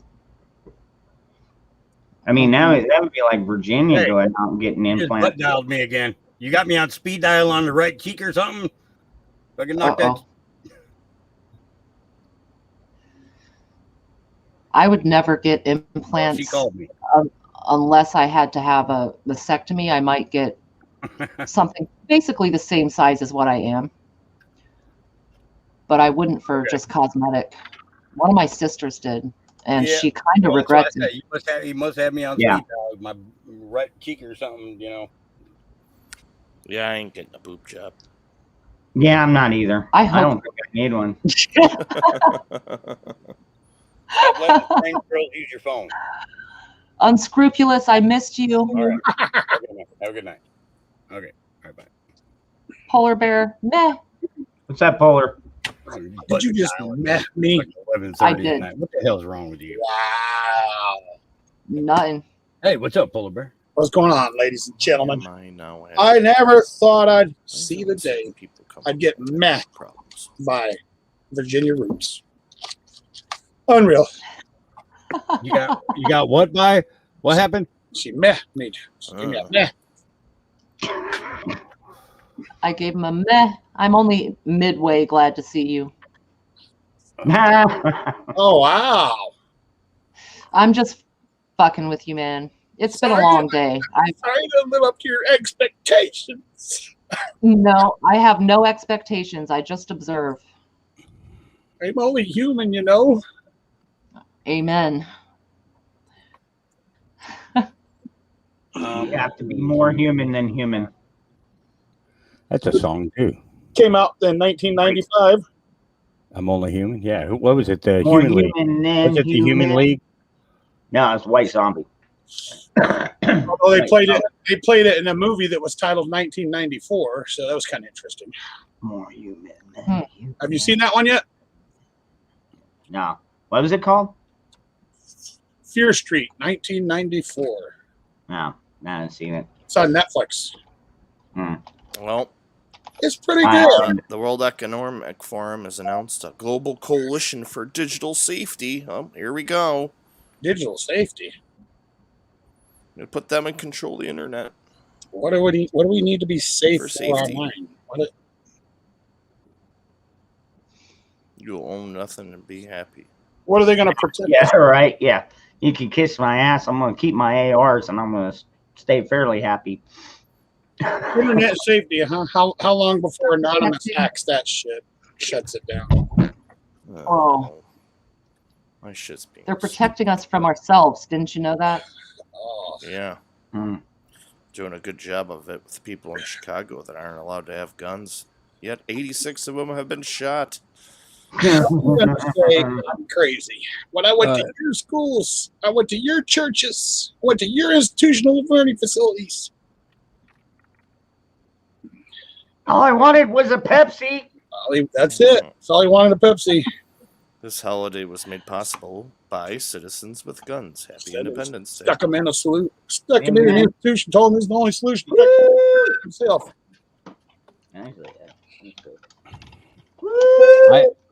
I actually had a hard time on the 4th. I'm sorry. Question I did. I got up in the morning and I thought about all those people that I have not been able to enjoy life with, knowing the sacrifice that they made. And I remember how important the 4th of July was to them. Yeah. You Sorry know? about that. And it's, there was this guy, Raymond Batista. He was in Platoon Series 2015 back in 1980. He was part of I Company down in Parris Island, South Carolina. He was one of the recruits. And they made a deal with him that his family, him and his entire family would receive citizenship as soon as he finished his 4 years of service in the Marine Corps. And this kid was in no way designed to be a Marine when boot camp started. He was not built to be a Marine. He wasn't, this was somebody who, they came from the Dominican Republic. They, barely spoke any English at all. I remember Staff Sergeant Aness, who was the senior drill instructor. He really razzed this kid, really razzed him. And he came out in the top 5. Came out in the top 5 of that platoon. He served 26 and a half years in the Marine Corps. His family, got their citizenship and everything. His 2 younger brothers ended up, one joined the Navy, the other joined the Marine Corps. His 2 sisters both joined the Air Force. He got that jab about 3 weeks ago and passed away 24 hours later. The vaccine? Yeah, it didn't say that. We didn't say that. We don't say that word. That's an evil, bad word. Bad word. And it's not a vaccine. And the 4th of July to them was altogether different than anything that I had learned about growing up. From World War I, World War II vets, Korean War vets, Vietnam vets. They had one specific thing, but to watch a family come to a country and then give everything to that country, literally, they wanted no handouts. They never got welfare or anything. His mom worked from the day that she got in this country to the day, to the day that she passed. But the 4th of July was his favorite holiday. And it was so important to him to be out there, to be a proud American out there every single year. And this year he just wasn't there, to me, that's a big loss. That's somebody who came here legally, earned his citizenship legally, earned citizenship for his whole family, served his country for 27 years, and now he doesn't get to enjoy the rest of it. Wow.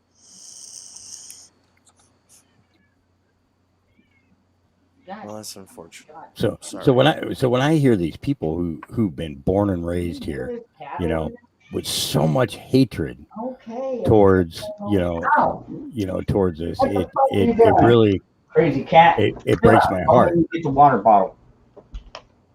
Don't beat. What are you doing with a water bottle in that cat? Wait a minute. Man, wait a minute. This is a PG rated show, mister. Gladiator with me, dude. Like she's over there fucking taking swipes at me. I'm just walking by. I'm like, what the fuck, man? Oh, because I petted you? Fucking bitch. Like, don't even fucking pet the cats around here, man. They'll fucking come right after you. Stupid. You're made in space. I have 2 people on the panel who aren't even showing up. I'm just getting swirly marks. I'm gonna bounce out of here. I'll see you guys. What are you doing, Bioxo? My internet's being stupid, so I'm gonna bounce. We'll come back if it stops being stupid. Maybe. I was gonna be heading to bed anyways. I was just popping in to say hello anyways. I was gonna smoke a bowl. Good to see you, Bioxo. Even. Well, I'm sorry. You can still smoke a bowl without me. I'll still be smoking a bowl. Okay. Not the same. Just not the same. I'm sorry. I know. Yeah, bug, dude. So how's it going, Zach? All right.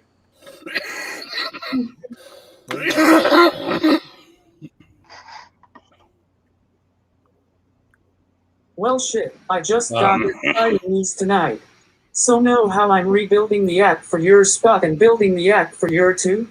I just got done designing another screen for the Android and sent it to him. He replied he fucking loves it, and he also said if I do a great job on this, he will give me a percentage of the company. Oh, wow.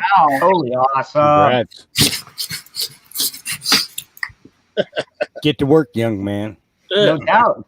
Dude, I'll tell you what, man, skills like that are still necessary. I mean, as long as we have computers and electricity, those skills are going to be needed.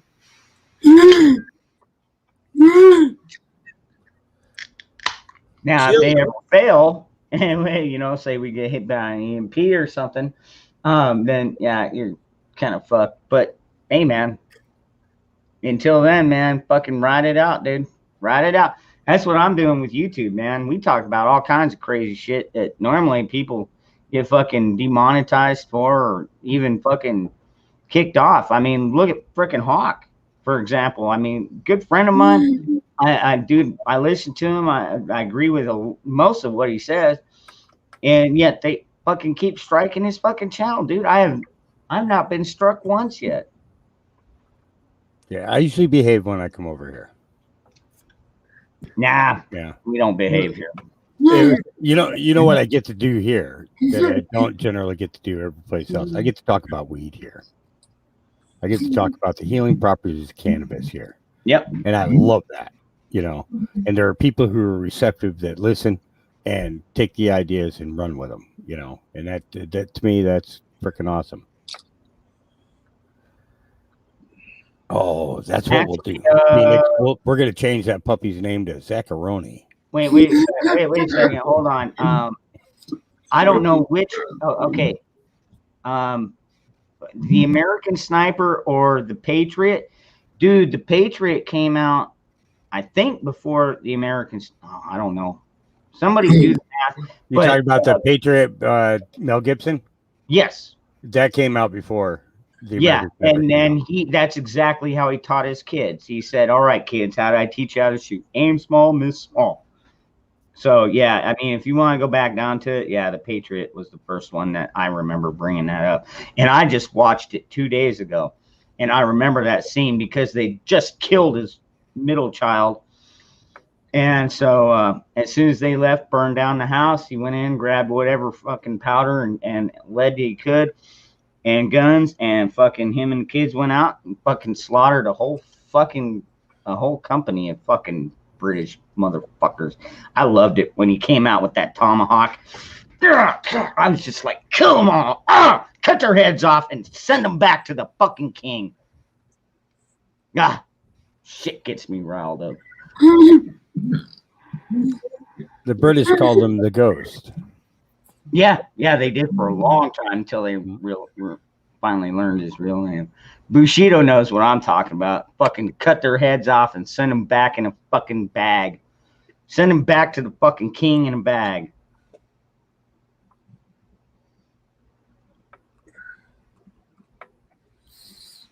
Chrissy Cat, and I'll tell you what, we'll kill them. You cut their heads off. Bushido will bag them. Actually, no, Bushido will kill them. I'll cut their heads off. You can bag them. That way you get like the least grossest part of the whole process. But, you know, when that king gets a fucking bag and opens it up and it's just severed heads, usually sends a pretty strong message to people. You know, maybe we should start doing that again. I mean, they did Godfather. Of course, that was a horse's head. Well, one of them was a horse head. God knows how many other people have been sent body parts. In 1814, we took a little trip. Colonel Jackson down the mighty Mississippi. Took a little bacon and we took a little beans and we fought the bloody British in town New Orleans. Well, we fired our guns and the British kept coming. Yeah, they did keep coming, and it gave us more target practice. Yeah. Fucking assholes. God, I can't stand the fucking dude. It's not the British people. It's the British government. They've always been fucking dicks. They've always been fucking dicks, and now, and it's spread to Canada. Now it's trying to spread down to the United States. The Mexican fucking government is pretty much corrupt, as far as I can tell. But then again, aren't they all? Tell me one government that's not corrupt at this point. No. Can't do it.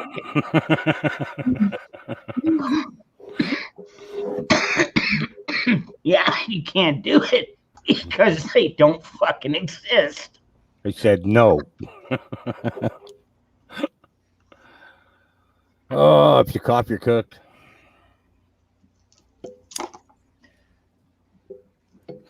If they bring that back, I call dibs on Obama and Hillary. Right.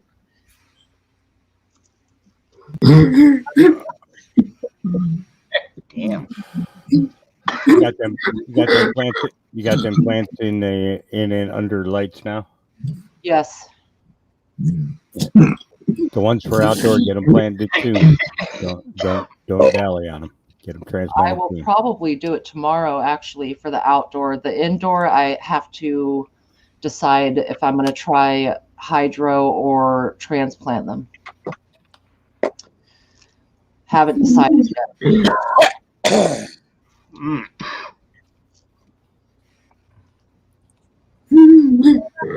La di fucking da.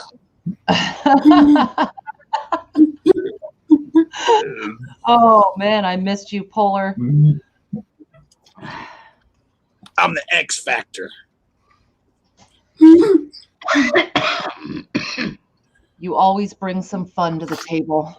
I try. Yeah. Hey, and Polar Bear, what time is it? Oh, hold on. I took off my watch when I got home from work. Let me go grab it.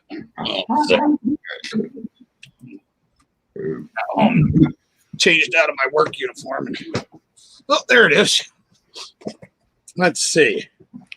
Well, looks like last time I checked my watch, it still says America. It's time for a chug. This thing. I didn't understand. I didn't understand what you were describing earlier. You did something for somebody, and they're gonna give you some shares in the company for it. Fucking, I don't know. Zach's gonna be a millionaire. He's gonna be a millionaire one day. I knew a millionaire. I used to chat with him online. Dude, all we have to do is we'll go over and get him drunk one night. He'll sign over half his shares to us. He'd be like, yeah, it sounds like a good idea. And then when he tries to fight it in court, he's like, man, it sounded like a good idea at the time. I'll do you one better, Zach. I'll bring you some money. I'll bring a couple of hooters over for you. Oh, wow. To suckle on you until you're dry and you're signing your life away. Big chap. Hell yeah, that sounds good to me. Can one of my mods go over to Big Chap and see what he's posting over there and then drop the link? Because this is a Patriot channel. If you're a Patriot, you belong here. So. Oh. Yeah, exactly. Well, yeah, Blaine. Yeah. Hawk was saying something earlier, and Hawk, that's kind of what you were talking about. It's the same kind of reason that a couple of weeks back, we had a little heated argument about the flag and, you know, people stepping on it and burning it.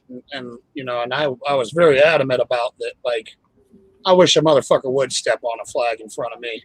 Mm-hmm. I'll fucking knock their teeth so far down their throat, they'll have to put a toothbrush up their ass to brush their teeth. You know what I mean? Like, and that's because of what you were saying, because, you know, there's people out there that have, you know, bled, sweat, fucking died for our freedoms. And that flag is a physical representation of those freedoms. It's a physical representation of those people. Like, you ever heard the old country song, all gave some.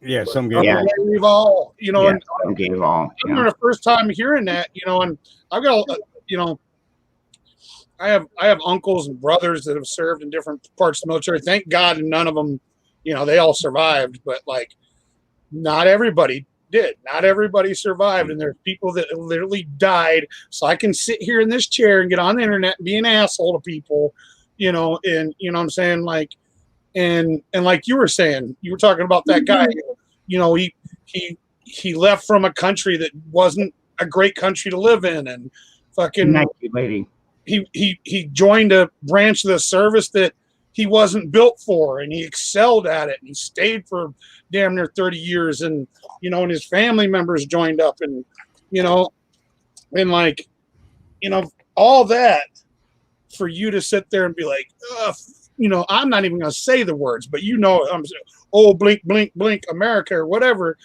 you know. And when people do that, it's just like, you know what, you're so fucking stupid. I just want to grab you by the throat and fucking rattle the dumb out of you. Okay, Big chap, why don't you come on up here, man? You're already making videos.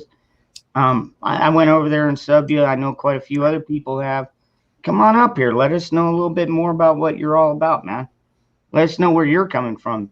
Me, I'm coming from an old school carpenter, fucking hardworking son of a bitch. Once I fucking started to realize how these politicians were fucking us over, I started buying more guns, more food, more medical, more everything. And, you know, am I prepared for the end? Well, you know, I got gas masks. I guess it depends on how they bring it at us. You know, if you want to bring some kind of fucking disease or I mean, if I have to use a fucking gas mask to go shopping, I will. And an AR-15 too.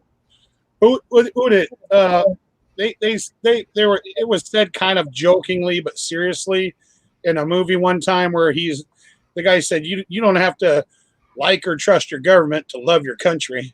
You know? No, you don't. Yep, that is so fucking. So, you know, and that's your number one mistake, trusting the government, because look, they have this thing, and they have a thing called government continuity, or continuity of government, COG.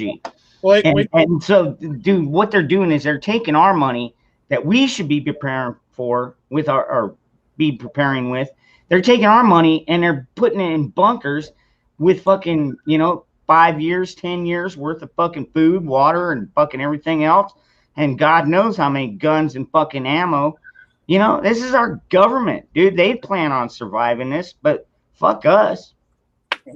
what I was going to say was in the criminal field, there's if you're poor and you can't afford an attorney, they have what they call a public defender. Okay. What's up, Corey? So, good to see you, brother. Anybody that's ever done any time or anything like that, we call them a public pretender because that ain't no public defender.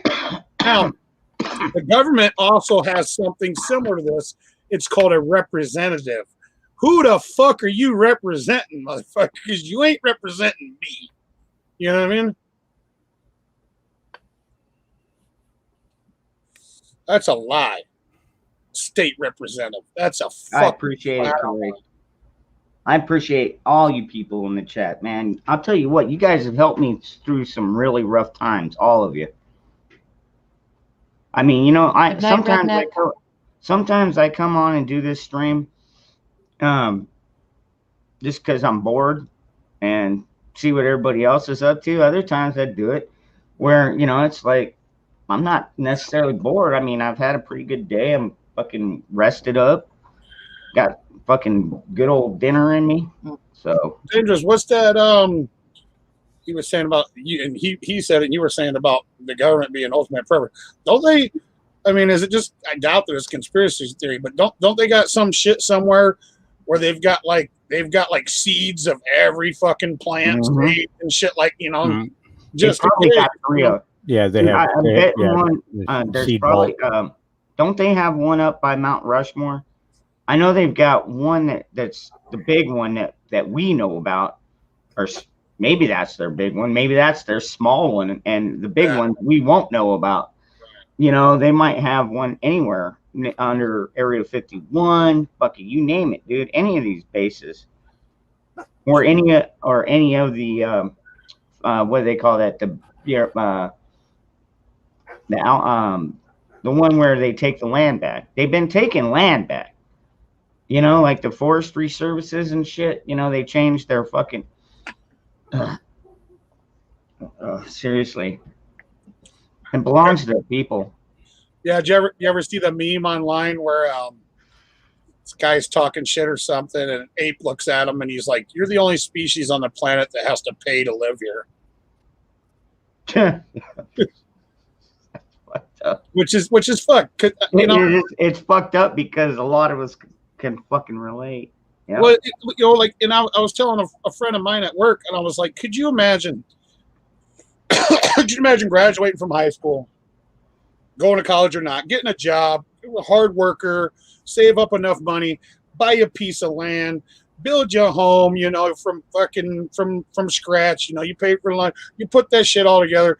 Eventually, you paid off the land. It's yours, and now it could all be taken away if you skip a year or two of property taxes. Mm-hmm.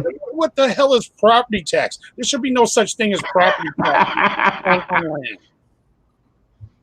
land. Moose, thank God for that. Yeah, I want to be like your fucking, like your younger brother. I've literally seen poor people, you know, that have lived in their house, their family lived in the house 20, 30 years, and then kicked out. Bank kicks them. They own the home, but they backed up a couple of years of property tax. Now they owe $5,000-$6,000. Bam, they're out of there. Shit goes for auction for $1,000. Now somebody else has got it. What the fuck is that? Yeah, that's not right. No. What the hell? They need to do away with property tax. I agree. They need to do away with. They need to do away with mandatory tax, period, if you ask me. Well, because they're not spending, dude, they're stealing money from us at a higher rate. Dude, they're at a higher rate than our forefathers fucking took. I mean, they were only like, what, 3% when our forefathers got enraged. I think they were trying to push it to 5%. And our forefathers like, fuck you. And then when they came for the fucking powder and the lead, when they came after the armory, they were like, nope. And that was April 19th, 1775. I mean, that's when the revolution really fucking popped. That was the first shot, the shot heard around the world, I should say. I understand some. And I think we'll end up seeing another one too. I don't know if it'll be from a musket. In fact, I highly doubt it'll be from a musket. It would be something else if it was. But no, I imagine it'll probably be something in this line of a missile or a bomb, something. You know. Look, I get some. I understand some taxes. You know, I don't understand any of it. No, no. But I'm saying somehow we got to pay to make sure the roads are good to drive on. No. You know, police, firemen, stuff like that. You know, but I adamantly disagree with you on that, brother. Because you know what, I worked for a company out here called Ace Asphalt. So literally, it was a private company that was paving. Now, if they had to grow bigger to maintain like freeways and shit like that, hey, no problem. I bet you they would still be cheaper than what the fucking government steals from us. No. Supposed shit. Yet we still got potholes on our fucking roads. Well, I mean, come on, dude. Like, seriously, you live in a poor area. Ever trust the government with a fucking dime of your money? Those motherfuckers. Honestly, I miss gravel roads. I miss them red dirt roads. You know, I'd rather them get rid of all this asphalt. The only thing it does is heat up. But no, what I'm saying is, I do understand, you know, certain taxes going to pay, you know, certain services being socialized. I understand that, right? But what I'm saying is, I'm not down with property tax. If you need the money, tax this. You know, put another 50 cents on this can. I don't care. You know, throw another 50 cents on my pack of smokes. Fine. You know, don't throw somebody out of their home that's been there for 50 years because they couldn't pay their property taxes one year. That's insane. You know, you should be disgusted. If you were the person doing that, the thing is, Polar Bear, here's the problem though, is because like you were saying, okay, you want to tax me 50 cents extra on, you know, a pack of cigarettes or sure, you know, anything I go out and buy. But if I buy it and I own it like my vehicle, but yet I still got to pay a fucking, I still got to put a registration on that thing every fucking year. Maybe it's only, it's only $80. It's $80. I don't agree with food in my fucking cabinet. Yeah, I don't agree with that.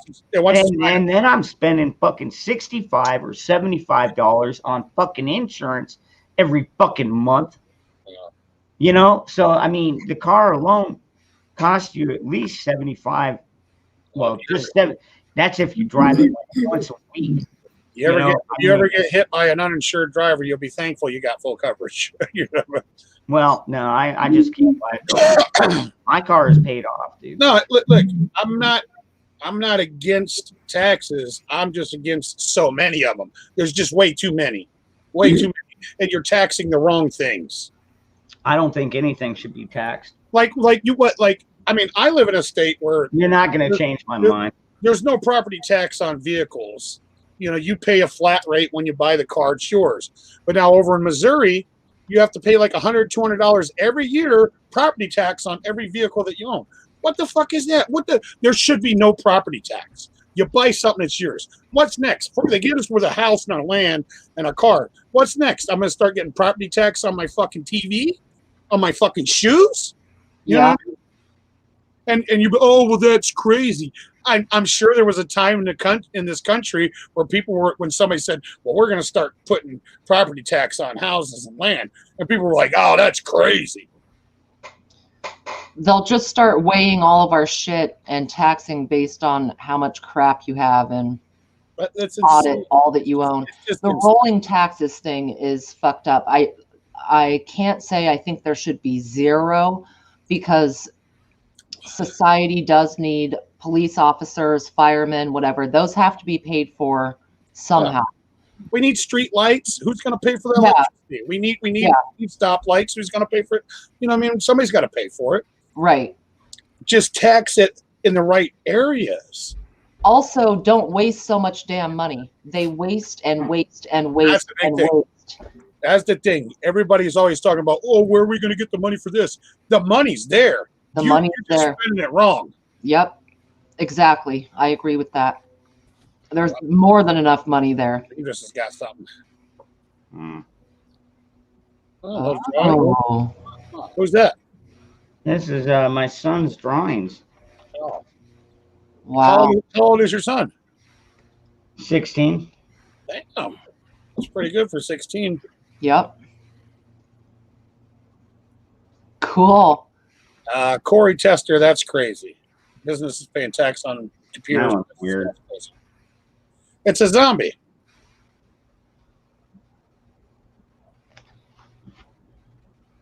What dangerous freedom? You got more tattoos than I thought. I'm going to take off and I'm going to head to bed. Get you some rest. Yeah, I got a lot of farming to do tomorrow. I slacked off the last 2 days, so had company. So. Good night. Good night. All right, man. Yeah, no doubt you have been busy. Yeah, and I'll be back on live tomorrow night.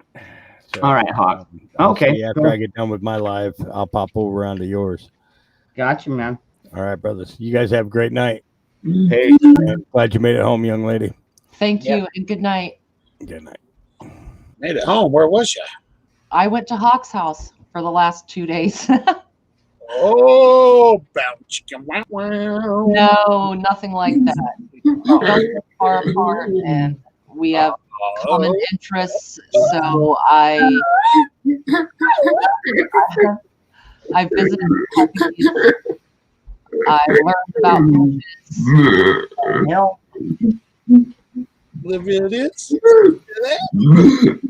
Yeah, we were on Dangerous's show the night I got there 2 nights ago. We were on together. Yep. And the next night. I actually sat in Hawk's chair and did like a few seconds of speaking from Hawk's chair. Yeah, that was pretty cool. That was cool. That literally sitting right there. Is that what your kids are calling it these days? Like yeah. Doing the hibbity-dibbity. Yeah, that was 2 nights ago. If you want to go back and check it out, it's still up.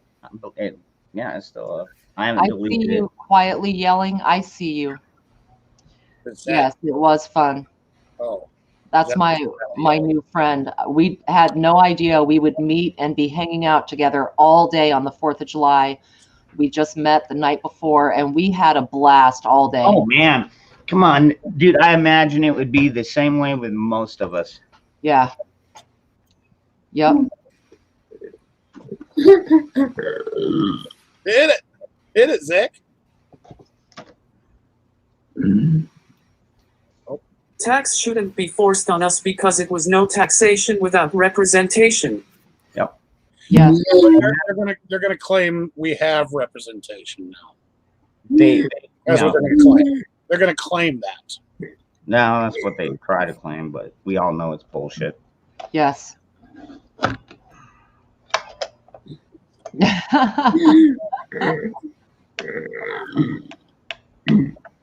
Hey, you know what though? At the end of the day, you know, the U.S. government can be whatever it is. At the end of the day, America is still better than being in a lot of other places. Any other place. And I love the argument where people will be like, "Oh, what about this country? That country is the size of one of our states." Yeah. Like, kudos to you that you guys are doing so great, but like, try to make it work for a fucking 50-state republic. Like, it's not going to happen, you know? Well, that's what I like about the states stepping up on their own. Arizona's doing it. Texas is doing it.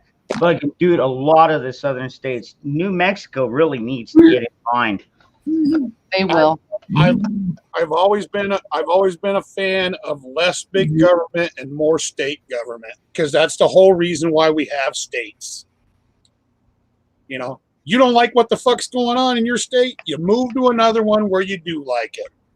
That's the whole point. Yeah, but do you think, dude, like any state that goes against the U.S. Constitution should not even be it shouldn't even be a state.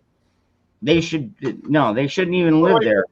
Dude, this is America. Dude, our Constitution, when they started that meant for the entire fucking country, countrymen, everybody. Now you got these fucking assholes over in California and LA and fucking saying, oh no, you shouldn't own guns over here. I was just watching John Stossel again tonight when he talked about when he went in to try and get a fucking New York concealed carry.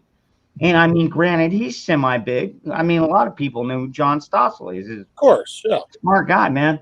And anyways, fucking no, they wouldn't even give him a fucking concealed carry.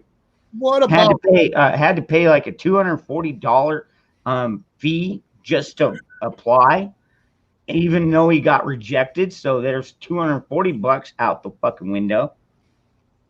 It is, yeah, it's stupid. Oh, but what if the law in the Constitution they're going against is some bullshit that motherfuckers added on after the fact? You know what I mean? It should be overridden. States should not be able to pass like federal income tax. That was you should not have that much power. Federal income tax was something they fucking snuck in the back door through loopholes. Mm-hmm. You know what I'm saying? I know, yeah. Back in what was it when they started the IRS is when they started that. Right. So yeah, 2000. That was 1719, wasn't it? No, not 1719. Had to have been 18. What was it? Oh, 19. No, actually, we made it through the 1800s without being too scathed. I mean, we did have the Civil War, which really fucked us up, probably set us up for the IRS because Abraham Lincoln did not have the mindset that he should have and never fucked with the Southern colony. Should have just fucking tried to adjust, but let me ask you a question there too, Dangerous Freedom. We got a president in office who wants to take away your gun, says you don't need them, but then turns around and says, you know, you need an F-15 or a nuke. Yeah. But turns around and says we got F-15s and nuclear weapons. So do we. You know, he's like, wait. I bet everybody that's walking around you, Biden, is packing heat. So what the fuck you worried about?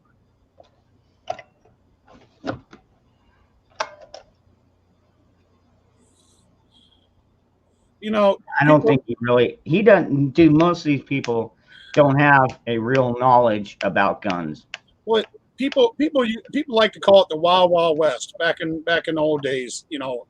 But you know what? Everybody was walking around with a gun. There was a lot more lawful shootings. We used to hang motherfuckers when they'd steal a horse. You know what? There wasn't that much crime back then because in Arizona, dude, Arizona's, and that's just the thing. Arizona upholds our Second Amendment. We were one of the first ones that went constitutional carry when it. I think it was Alaska first, and then Arizona followed.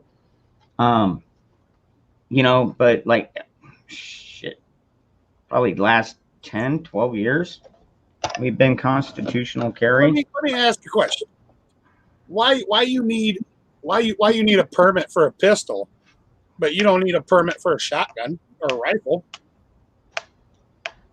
I don't know. Some states are just dumb.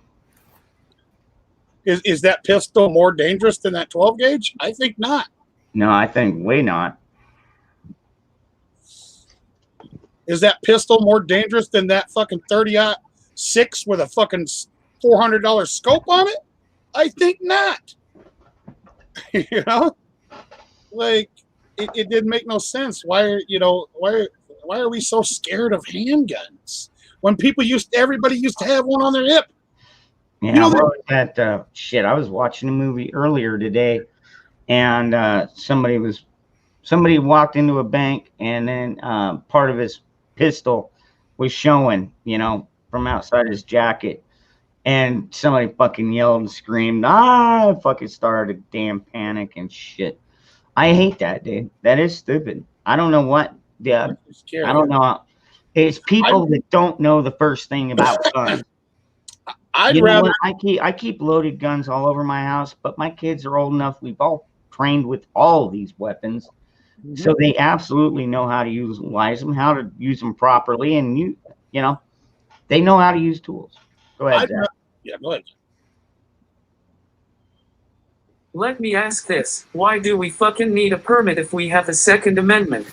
I know. The Second Amendment is your permit. That is. At least it's supposed to be, but you know the way they've shit on our fucking Constitution. So and honestly, I'd rather be able to see that gun on your hip. You know, people get all scared when they see somebody with a gun. I'd rather be able to see it. Yeah, I can. I'd rather know. Yeah, I'll be right behind you or right in front of you. I'd rather know you got. I'd rather know you got that gun than be like, okay, I'm not gonna fucking get in an argument with this guy. You know, like, he's got a gun. Well, no, but either way, I mean, you know, like that's what I like about the carry that we have. It's like I can carry it concealed or open or whatever, doesn't matter. And like, as far as the conceal goes, like if it's in your car, hidden in your glove box, hidden, that's considered concealed. Come on, it's in your fucking car. What do you want? You know, you want me to ride with it on top of there? You know, but you know, I can kind of understand the people saying, well, you don't want you to walk around with it in your pocket. But if you're walking around with it on your side, you got that, like you're saying, and people in the bank going, oh my god. But why does nobody trip when a cop walks in and he's got that? What? Because that cop is some kind of fucking. Yeah, I know. Yeah, that badge makes him some kind of fucking superhero. No. Yeah. He's just, dude. He's an average guy, just like you. He's just been granted this, and that's only the respect that he gives. You know what? If the cop is polite to me, because we do have a lot of polite cops out here. I've met a few of them. I've met the asshole cops too, but yeah, my last few encounters, they've been fairly polite. One of them cited me. The other one, we ended up talking about Trump for most of the fucking ticket. It was funny because that was right when Trump was running, and she handed me this fix-it ticket, and then we started talking about Trump, and I was like, oh shit, man, I gotta get back to work, man. But it was funny. I thought it was funny. The cop. Yeah, totally off topic. I mean, you know, it's just. Yeah, no, I'm not saying there's not good cops, but I mean, just slapping a badge on somebody's chest. Yeah, doesn't automatically make them, you know, then they'll never get angry and never shoot out of anger, and you know what I mean, never, you know what I mean? Come on. No, they shoot out of fear, dude. Well, yeah, but man, you know, I was in fear of my life. Well, that's what I'm saying. Just because you slap a badge on them doesn't give them. All right. You're advancing. All right, you got your target in front of you. He's backing away from you, facing you, but backing away. You're walking towards him. All of a sudden, he reaches for a gun. You shoot him dead. You're justified. I could tell you this. I'd be more afraid. If that was a citizen involved shooting, I would get nailed to the fucking cross. Why were you approaching him? I'd be more afraid of a cop with a gun than I see a guy like you or a woman like Roots or somebody like Zach walking down the street, got a gun on their hip. Yeah. To me, even though you do have a firearm, I wouldn't feel threatened by you. I'm like, yeah. I know, even with my jailhouse stats and everything, dude. Like, you see me walking down there, it's like, all right, this guy's probably not afraid to fucking. Well, no, I'm saying I would feel like you probably have a little bit more reserve and a little bit more, you know what you're doing with the gun than the fucking cop does. Yeah, exactly. You don't see many people with open sidearm or open carrying sidearm that are out there getting stupid and drunk. Yeah. When's the last time you heard of some crazy shooting where it was a guy that regularly carried his firearm on his side? Never. You never hear it. You know when you hear it? You hear about that fucker down there in Texas when the dude shot up the church and everybody there was a couple guys there like, nope, fuck you, and lit him up.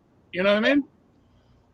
Yeah, not before he did his damage, but I know they reacted. They reacted. They reacted very, very quickly. And who was the other guy in the other Texas shooting? They did an interview together, actually, on one of the gun channels. Really good interview, and they kind of went through how it happened, and both of them. Well, I mean, the one guy had a fucking shooting range on his property. I mean, how fucking badass is that, dude? Like, he had a couple of fucking the full C cans, And so he had those as like an alleyway about 15 feet apart. And then he had a big, huge berm at the end of it. So he'd just go out there and fire his pistol, rifle, whatever, whenever he wanted. Pretty badass. God, I wish I had that much property. Yeah, it'd be awesome. That's the dream. I can live in something tiny if I had a lot of land, maybe Yep. a creek going through it. Yep. Although it'd be nice if you could have a log cabin, but oh yeah, hundo. I could build one. Might take me 15 years, depending on whether we got power or not. Could you imagine building a log cabin back in the fucking 17 and 1800s? Take you some Good time. Lord, before we had power saws and shit. Yeah. Mm. Let me ask you another question there, Danger of Freedom. You were talking about the guy had a shooting range on his property. Why is that perceived in the public's eye as, oh, he's crazy? No, it sounds like a guy who wants to fucking not miss when he takes a shot. He doesn't want to hit an innocent bystander. He wants to hit who he's shooting at, you know? Yeah, and he did. Yeah, he totally hit what Hey, come on. At. You know, boom, you turned know, the guy's brain in a mist. Growing up as a kid, you gonna tell me you didn't never put some go to the old fence or stack a couple bales of hay and put some empty bottles or cans up there and shoot, do a little shooting practice. Come on, we've all done that. Dude, the crazy part is, okay, most of us are trained to go for a full body shot. You know what I mean? Shoot center mass. Right. Now, he went straight for the headshot, but he saw what already happened, and he knew that he had to put that threat out instantly or somebody else might get injured. And so he took the headshot. And, dude, as quick as that happened, I mean, I went back and I watched that. I seen that video probably, I don't know, 40, 50 times, especially the part where they do the shooting them up. But that's just damn accurate. And I don't think it doesn't freak me out.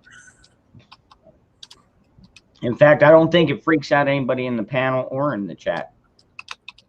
Dude, I wish I had my own gun range in the backyard.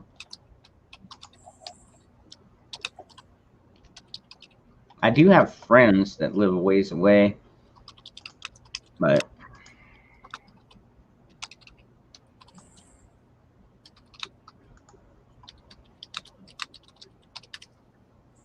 do a double tap. Rip curl. You got to be quiet tonight. Okay. Hell yes. Hold, say that again, Rip. Yeah. He said, "Can you hear me?" I don't know. I heard something. It sounded like you. I know he's got to be quiet. His family is sleeping in the next.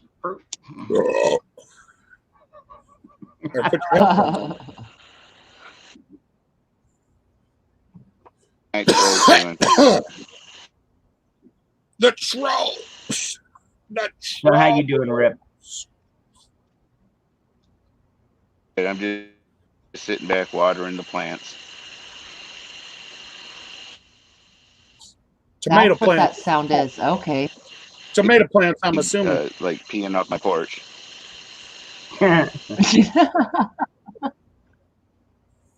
What's up, Spike? Yeah. Did you have a fun trip there, Virginia? I did. Oh, yeah. A lot of fun.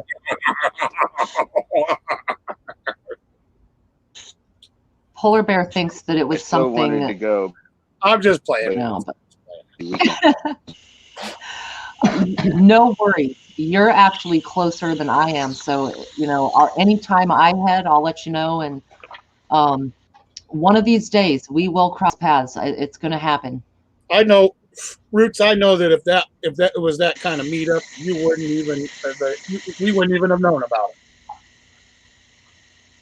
it. You know what I mean? Well, sure. Yeah. If it was that kind of rendezvous, you would have never known. You would have never even told us about it. Right. You're right. You're right. Yes. No, we talked a lot about gardening, if you know what I mean, and it's amazing to actually see it and to learn, and just even in a day and a half, it's kind of overwhelming. I should have had a notebook on me at all times in my pocket, but I didn't. And we shot the shit. I mean, we know him pretty well, but there's such a difference to sit and talk to him. It's great. It's great. So, Rip, one of these Yeah, days we will do that together.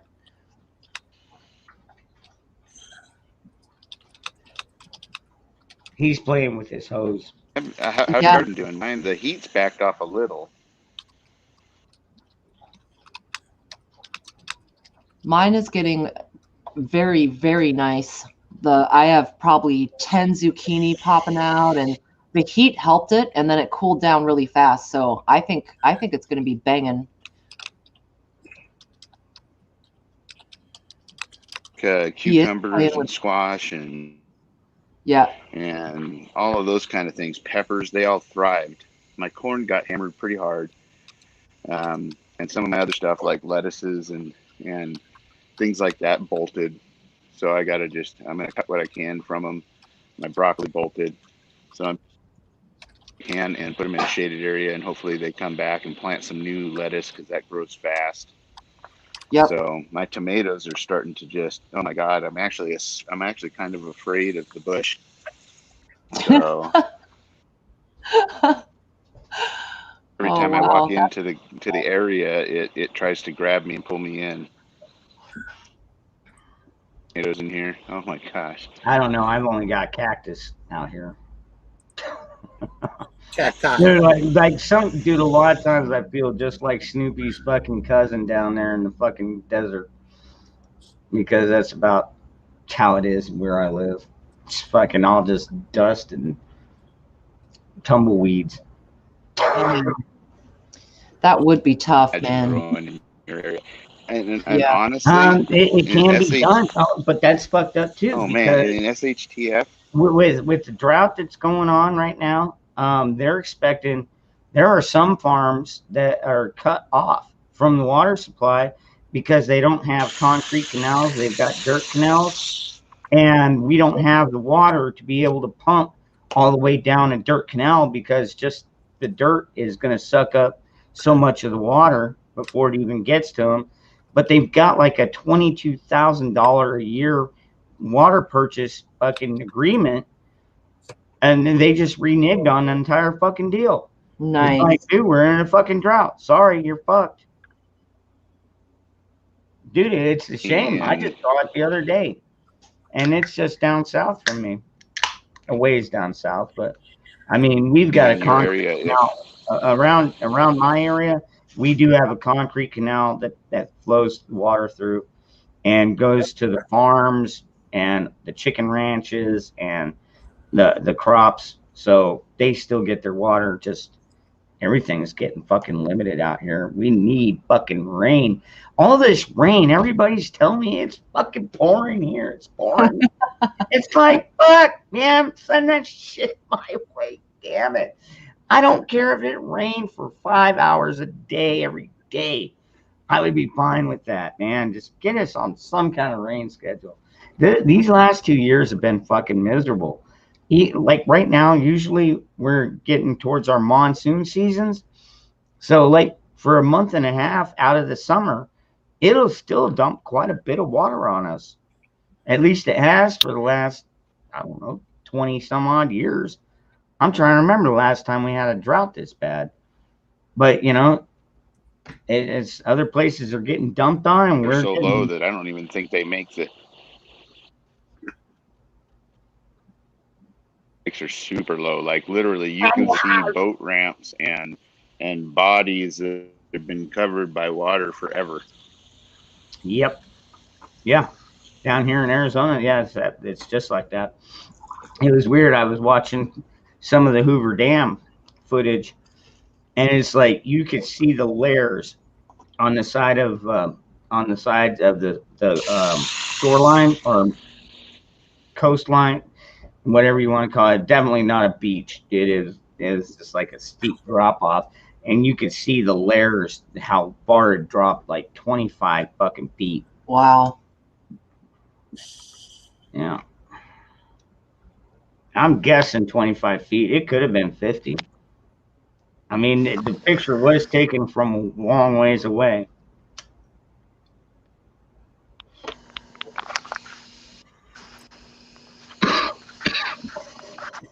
So have you ever given any thought to what would happen if you did have your power and all that go out like completely and it wasn't coming back? Because in your area, in the wintertime, you'd be dandy, but in the summertime, you're talking death situations. My one of my spots that I would go to, we have a very nice sized pool right next door. The homeowners normally don't even live there. They live back east, and so it's like the neighbor across the street has he's the son of the other family, and he's totally cool. In fact, even him and my kids got together and jammed before. I mean, you know, he works on cars a lot of the time, musician, fucking sound mixer, everything. Anyway, so we got a pool, so we're not gonna die. Does it get hot? Yeah, it gets hot. I've been without AC for a week in the middle of summer. Is it fucking miserable? Yeah. You're walking around in your fucking underwear all day, taking about 5 showers just to try and stay fucking cool and hydrated. And but it can be done. Now, granted, if you didn't have the shower, it would make it even more miserable. But yeah, there's always wet towels and stuff. Wet towels work quite well. Well, now if let's say it was going to be a guaranteed over a year to 3 years before, would you start thinking about packing up and moving to a different area, either higher elevation or closer to the river or lake? Well, our river and lake are fed by each other. Yeah, I would definitely consider going up there. Maybe even further north. That's something that me and my family haven't really gotten together and discussed a whole lot. Is where would we go if we can't stay here? Yeah. But I'll tell you what. Now that that's in my mind, next time I talk to my family, I'll be like, if we cannot stay down here, where do we go? Yeah. And now we do have property up in Kingman, but right now I don't think it's even got a trailer on there. I don't even know if it's got power lines ran to it. But my stepdad did buy 2 acres up there. So I know we've got at least a couple acres up in Kingman. And he might have a trailer up there. He might have left one of his trailers up there, you know, like a fifth wheel or something. Right. So I don't know, man. And barring you know, Oregon being underwater like some maps show, which I find really hard to imagine that. Because I mean, we're at 1,500 feet in our valley, and then the mountains that surround us are all, you know, 5,000, 7,000, you know, things like that. And I just don't see the water coming up and over those and into the valley, filling it up. But if it you know, barring that didn't happen, this is a pretty safe little valley to be in. Even geographically, the way we could cut it off and have a community would be, you know, really, really good. You know, it's always going to have its challenges. I think every place would, but you know, you could imagine, you could find water, you could get old-fashioned ways of getting it out. And you could grow things because it has a good season. And I don't know if you're aware of it, Virginia, but just down south of me, up in the mountains, is what's called Shasta Caverns. That's a great place. Now, of course, everybody and their brother is going to go. But if you needed a place to get underground, that would be where you'd want to head. And the lava tubes out in Bend. We'll have to talk privately about Oregon sometime because I don't want to. I still have family there, so I don't want to discuss some of the towns I regularly go to. Right. So, but I hear you on all of that, and I was going to suggest to Dangerous that if something happened, you had to completely leave where you are, start going northwest, just go more or less diagonal. Go, you might have to cross over at Bakersfield and head up, but you'll find resources out the ass, and head toward the coastal. And as Rip was saying, our biggest thing is if the whole side of it falls off, if the fault line, if for me, the Juan de Fuca or even the Cascadia coming down, all of that, yeah, we're screwed. But there's a lot of resources. And right. Well, yeah, and even if you just go as far as the Cascadia Mountains, which are just to the east. Hold on, Lion G got it right. Yeah, down here, the White Mountains are very popular. Flagstaff, pretty popular, kind of liberal. Sedona is beautiful. I just say that. It's kind of 50-50. It's probably a purplish place, but man, they got one of the best whiskey rows. Purple. That's funny. Man. Yeah, they are purple because, I mean, you know, the rich people live up there. I mean, it's beautiful, but it's expensive to live up there. Mm-hmm. And Flagstaff isn't a whole lot dissimilar. Just Flagstaff gets even more snow than Sedona. Me personally, I don't like snow. I like to visit snow once in a while, but I don't like it when it's falling on my ass every fucking year. And sometimes I can't even fucking get out of my driveway because it's so thick. All right. I'm not doing that shit. Mm-hmm. Yeah. I'd rather it melt before it even gets to the ground. So it comes down as a drop. Well, we're kind of fortunate. Our water supply comes comes from a spring. It's called Big Butte Springs. And it's up in the mountains, getting into the from me. And if you can hike up there and see it, you can't actually walk right up to the spring per se. You can walk up to some of the smaller things that come out of the mountains, but basically it's an entire mountainside where the water just gushes out of certain areas. And it's one of the deepest water reservoirs that there's been. And it pumps like at 20, I don't know number, but it's ungodly the amount of water that pours out of these holes in the mountain, right? And it's ice cold, and they've tested it, and even though they run it through filter systems, because all municipalities do that just for liability reasons, but they've tested the water and it's never had anything in it, not even most people don't know about water springs and things like that feed cities have remnants of the old nuclear tests that were done back in the 50s and 60s, that kind of stuff, or 40s and 50s, I think it was. Well, Big Butte doesn't have any residual signs of those tests and whatnot. So it's coming from really deep, and it's what actually makes up the Rogue River. So it comes out of the mountain, all over this mountain. It comes pouring out and then makes tributaries. So it's like so basically they it's kind of tapped into an underground river, right? Is what pretty you're saying? much. Yeah, pretty much. Okay. And it's okay. I mean, if you had to, you could go up into those hills and scratch yourself out in existence. Probably more, won't be easy. Nothing ever is, but we definitely have solid water up in this area. I will say we have a lot less rain than we need these days, but knock on wood, we haven't had a ton of fires. We've got one in Weed right now. I love that town. Yeah. So last year it was so bad I couldn't go outside because I couldn't even see my car out in the driveway. Damn. It was bad. It was, in fact, the level, whenever it gets above 500 parts per million, basically the warning just says, stay inside. You know what I mean? And we were like at 800 at sometimes. Wow. Oh, my kitty friend showed up. Hello, Mau Mau. I haven't seen her. I thought she might have gotten by the raccoons or run over. Yeah, no, I just saw one of mine, dude. Like he'll disappear for fucking months at a time, and then there's one day I'll hear the doggy door flap, and I'll look over and I'll see him walking. I'm like, Pepe, the fuck, where you been? You know, get up and pet him and everything.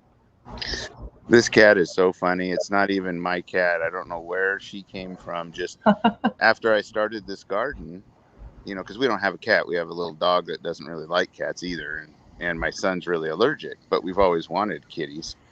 And all of a sudden, I'm just, she's in my lap now. All of a sudden, I'm just out here scared the living shit out of me. I'm watering my peas and felt something push up against my leg and just about jumped out of my underwear. And I was like, what in the world? I thought it was like a raccoon or a skunk or something. And look down, and there's this kitty. And so we call her Mau Mau, and she comes only at night. If I'm out here from 10 to midnight or later, she'll come out and she'll get her 30 minutes of petting, and then she'll go away. She sits out in front of the door, though. I think she wants to come in and be an inside cat. And we have a dog door, so she could. But because of the dog in there, I don't think she does. Selfish lovers. If her and the dog can find a way to coexist. I mean, I was fortunate because when I brought my dog home, I mean, he's a big boy. You know, he's like 95 pounds. And I've got like 5 cats, you know, and they're used to being around just cats. Now, granted, it took a while to get them used to each other. But once I introduced the dog, it's like he'd been around cats all his life. He didn't even give 2 shits. Right. You know, the cats were more pissed at him. And this dog is big enough. All he'd have to do is put his paw down, and he could snap one of their freaking necks. So, go ahead, Virginia. Oh, I just said hello. Oh, what's up, Blaine? So, hey, Dangerous Small. I actually just got permission from my brother to show Nala and Ronan on the camera. I don't know who they are. I know. They're my brother's dogs. Okay. My brother's going to be giving me a puppy. It's pretty cool. Okay. All right. We got a lot of background noise. Yeah. Hey, Jeremiah, could you turn down for a second? Here, Papa. Man, if you got company, man, we can just, dude, I'll be on tomorrow night, I'm sure. Here's Ronan. Hi, Ronan. I see a big shadow. Oh, he's bashful. It's okay, Papa. Whoa, careful. Careful. Yeah, right, JP. Caught me on the string. Yeah, he's like, okay, I said hi. We're done. Thank you, Ronan. Oh, he wants to come back and say hi. Rip curl, what is that? Oh, we have 2. Oh, a kitty. I love this. We have multiple. Yeah, that's Mau Mau. Aww. Hi, Mau Mau. Animals if I can get her in the travel from photos. Yeah. Give me a girl. She's pushing into my hand. They're so awesome. They kind of like rub the side of their face into your hand, or. Oh. Is that the second one, Blaine? There you go. Yeah, this cat's awesome. I would totally have this cat. It's obviously somebody's cat because it's such good shape. Right. And it doesn't eat. Like if I have tried to feed it and it's not interested, so it's obviously full. Hey, Rip Curl, it might belong to a liberal, and it's starting to hit a master, and it wants a new one. Well, if that's the case, we'd have to arrange what do you call it? A heist. Right. We'll keep it clean and just leave it at heist. Right. All right, Chrissy. Yeah, no planning felonies on my streams, please. Chrissy Cat, you have a good night, baby.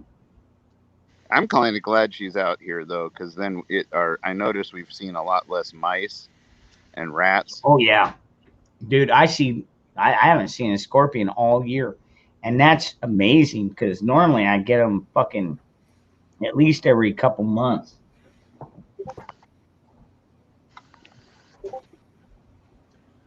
Yes, unscrupulous. And they also have in their gums, there's something in their mouth that when they rub on, for instance, bark in the woods, or they get that far rubbing on your body, there's something in their mouths that puts off another hormone. Yeah, she gets so happy she drools. Oh, I love that. Yeah, they came back up and said hi real quick. And now Nala's overeating because she was hungry. And Ronan's laying down now, so I'm going to go ahead and stop my camera. You're stuck on that, huh, Chad? You're trying to really find that out, huh?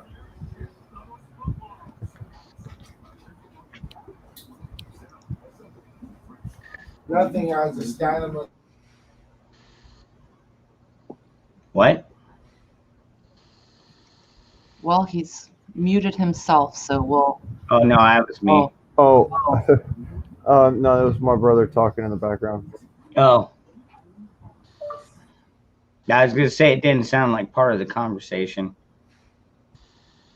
You know, I've never been like a ton of a cat person, like a real big cat person. We've had them when I was a kid, and I'm more of a dog person. But I will tell you, I mean, if it's a cool cat, you know, it's just like you can just like we have cats from other neighbors that are always at my house getting into stuff, and you know, I've dealt with them, so now they don't really come around too much. But I mean, I haven't hurt any. I don't hurt cats. I don't like hurting animals, but I've discouraged them from being here. But you can, you know, they're just scroungy and not nice, and they never come to you. This cat from day one has just been the most. You could just tell. It's like it just knew. But it's right. It's definitely the boss. The like confidence. When she's done with you. I think one time she was really enjoying the petting, but I pet too much on her hind end.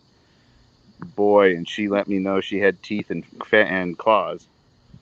Shit. Didn't bite hard, just enough to make me go, whoa, screw that. Yeah. Well, that means she loves you. Right. Well, she's funny because she sits here and she does this tail whipping thing. Like whips it hard. Yep.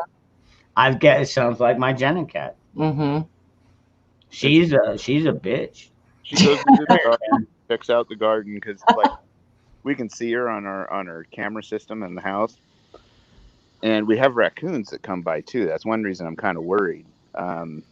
We have these pest raccoons. I mean, I don't like hurting animals, but when they start damaging things or endangering your personal pets, they've got to be dealt with. And I tried catching them, but they're just too smart. They won't get into the trap, and if they do, they're usually strong enough to get out, unless you're right there. And so I've had to dispatch a couple, but I still got one that comes around because they go up and they get into my chimney, and I haven't, you know, the weather hasn't been, you know, I have a 8 and 12 pitch roof, so it's not the easiest thing to walk on. 8-12? Yeah, well, it might be steeper than that. It might be a 10-12, but it's pretty steep. Fuck that. No, you need golf cleats. Yeah, so I'm waiting for them to not be around when it's cooler, so I don't, you know, slip my shingles either, and get up there and cover the top of the chimney because we don't use our fireplace because it's old and dangerous. But they get up and they get inside the chimney, and you can hear them in there on top of the dampener. That's fucked up. Do they die in there? I haven't had one die in there yet. Most of the time, if I do have to dispatch one, it falls off the roof into the neighbor's yard. Yeah.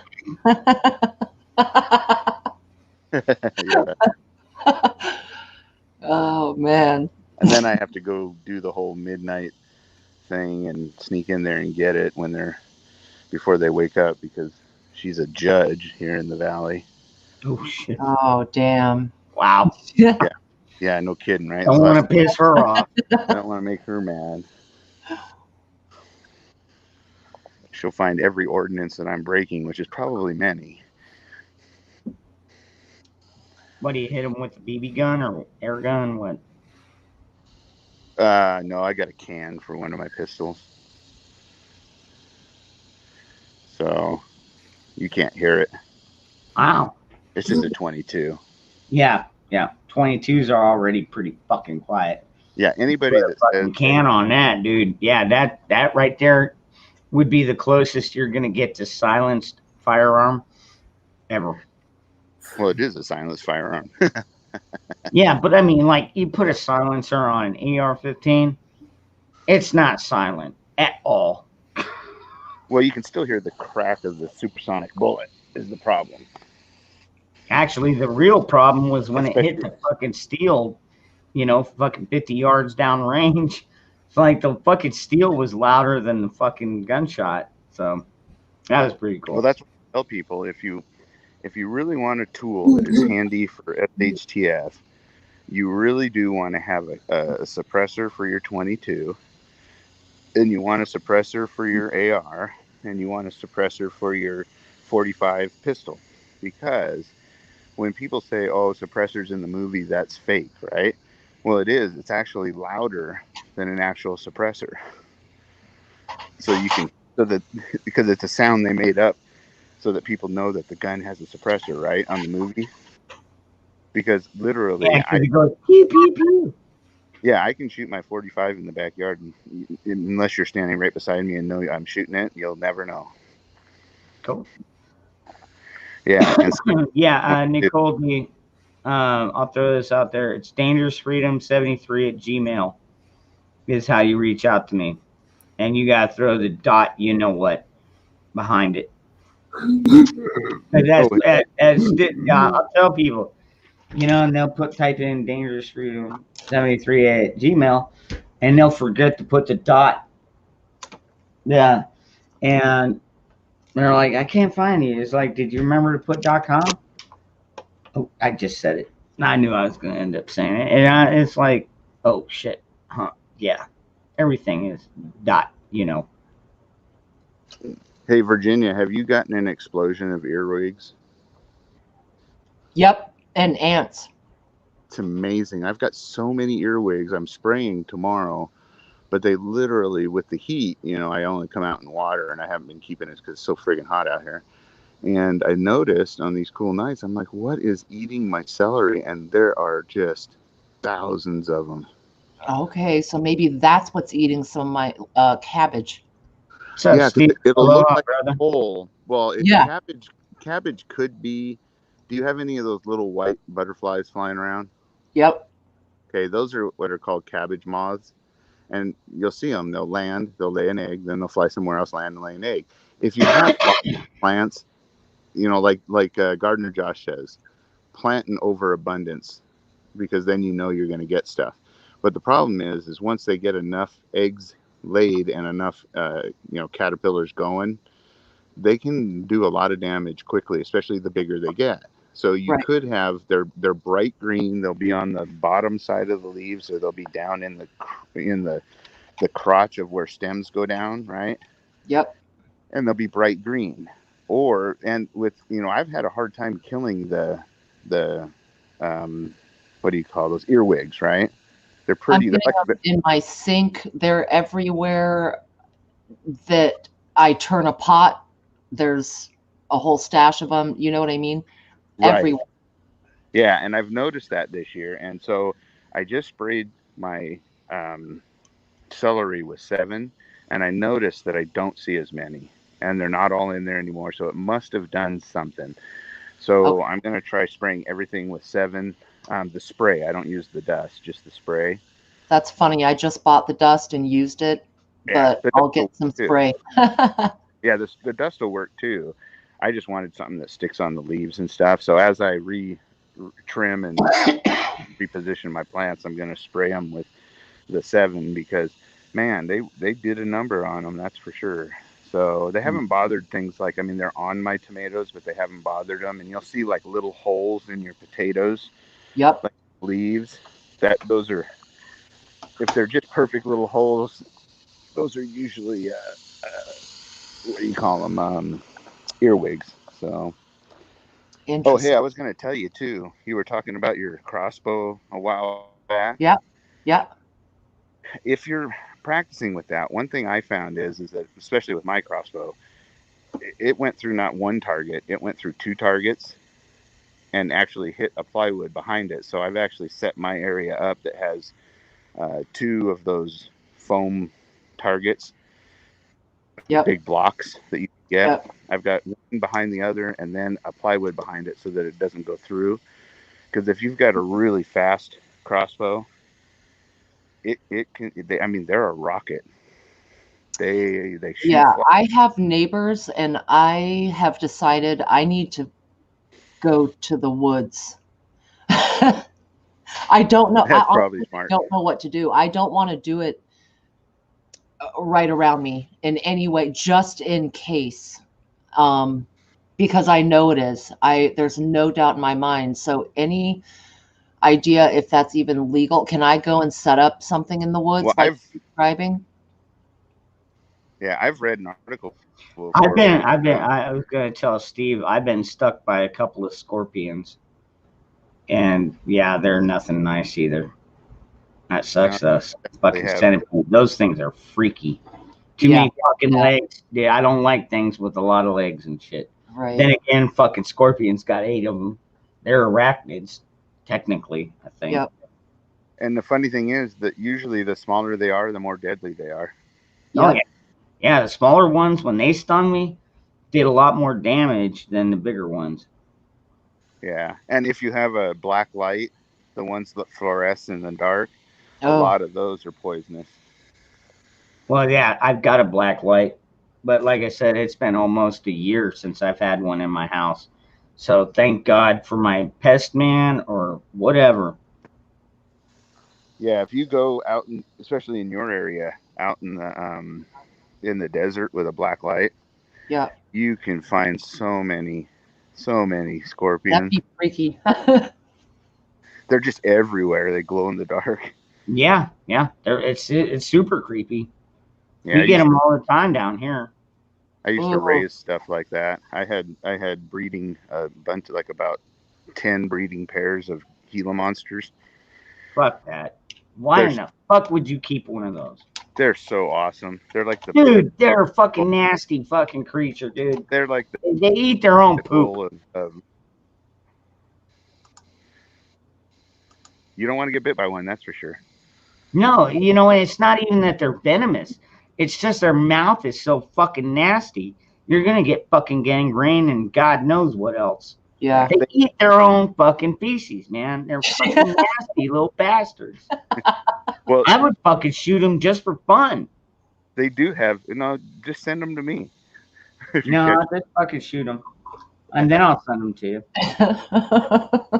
You just got to be sure to grab them right behind the head and then hold on, pretty firm. They can't really get you. They're pretty strong, though, especially big ones. And you probably have the orange and black ones, don't you? Yeah, I think that's the one.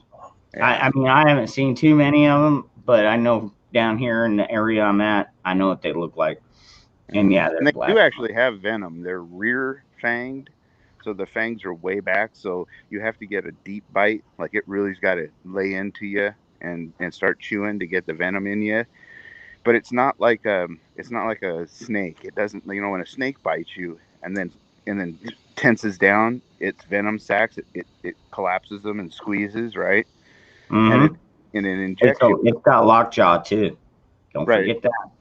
Yeah, the Gila monsters will bite like a pit bull. They won't let go. And the thing is, the venom always just oozes from their back fangs. They're the rear long ones. And it's a neurotoxin, but it's not it's different from like a snake. And you're right. The worst part about it is they're kind of like a Komodo dragon where they bite you and then wait for you to go die slowly from infection from the bite, and then they come and eat. So that's what a on a smaller scale, that's what a Gila monster does. But they are pretty cool, though. I mean, when they tame out, they get pretty tame. That's devious as hell. They bite you so that you die from the infection and then eat you. That's planning. That's an intelligent creature. Oh yeah, I They're watched it go. fucking nasty, Virginia. They But eat their fucking dead. They eat their own poop. Oh, they they can be share. smart Fucking and nasty. They're not, dude. They're not even a real fucking lizard. They're a fucking pest. I dogs watched it. eat their own poop. Yeah, I watched a show on Komodo dragons, and they're slow, right? You can outrun one usually. I mean, they're pretty quick, but not super quick. But they tree you. But what they hope to do is the same thing. If they just kind of bite you a little bit, Mm-hmm. then they just wait, and they know you're going to die from infection. And Right. there's even been on the show I watched, this one had bitten a water buffalo, and the water buffalo got away, but it didn't worry about it. It just slowly started walking the direction of the water buffalo. The water buffalo had swam across to another island and died. And that thing just slowly followed the scent, do. And a few days later, it got in the water, swam over to the island, and just started eating the dead water buffalo.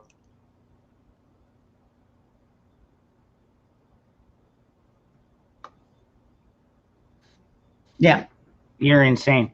I used to have a friend. Actually, he was a coworker of mine, and he actually was not herpetologist. One of the ones that I met, a snake dude.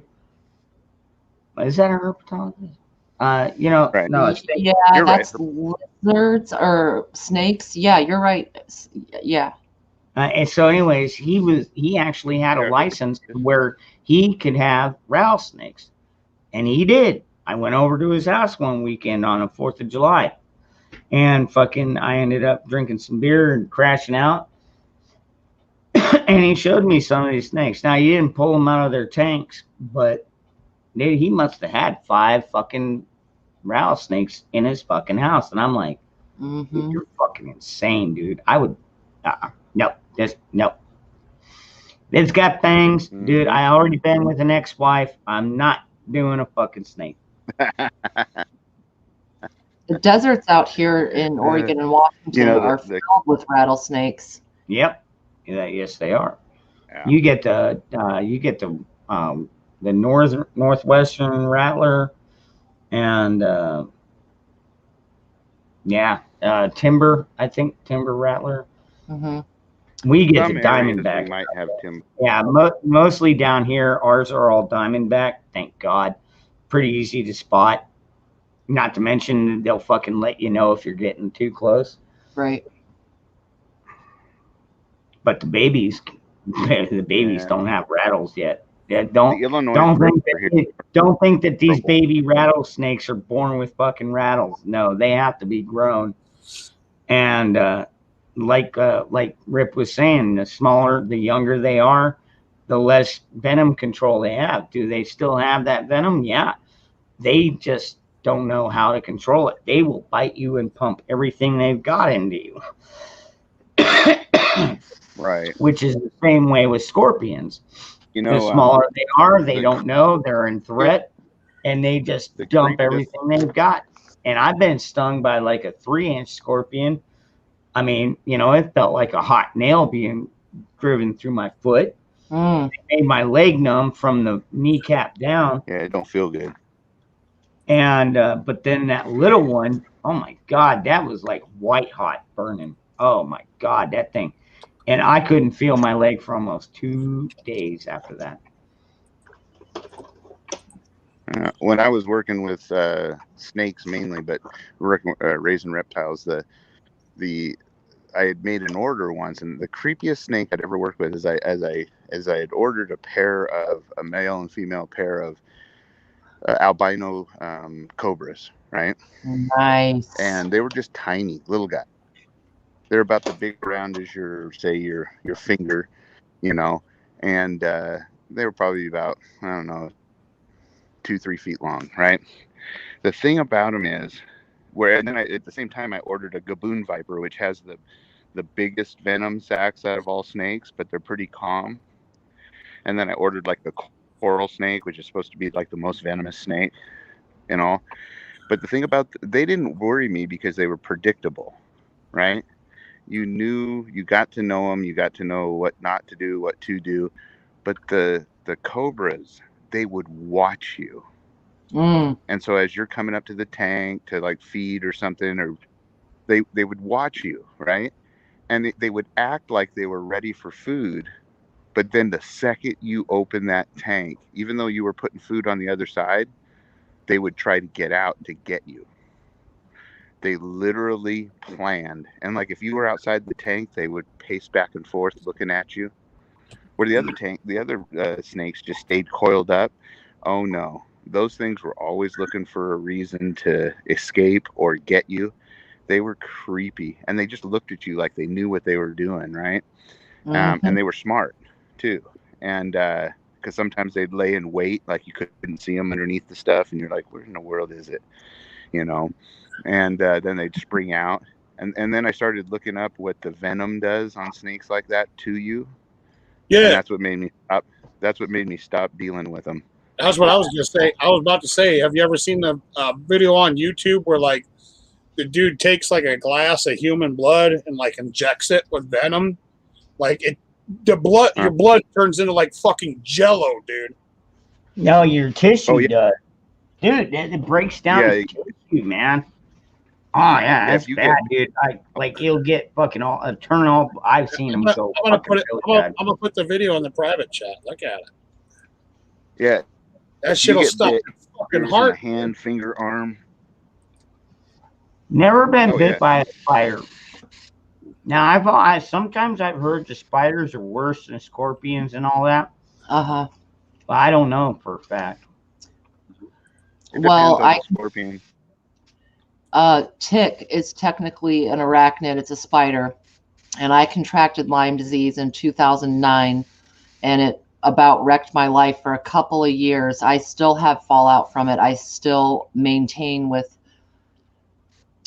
the same doctor I've had for almost a decade. But a spider, a tick, anything that bites you, that empties its stomach into your body, is filled. It's like a dumpster filled with countless organisms that can make you really ill. And it could be insidious in that it takes a little bit of time, or depending on your natural state, it could kill you quickly. If you already have really bad heart problems, Lyme can kill you fast. Right. Yeah, Lyme disease is a big deal. But no, like black widow. I knew somebody who got bit by a black widow. It's really slow acting. It's serious, but it's pretty slow acting. But it took him a while to recover. Yep. So it kind of just depends on the spider. Brown recluses are roughly the same, except they're a little more poisonous, so it acts a little quicker. The one you don't want to get bit by is one of those banana spiders that come over sometimes in shipments of bananas. Yeah. They will chase you across the floor just to get you. Thanks a lot. I think they call them bird spiders. Now I'm thinking arachnophobia.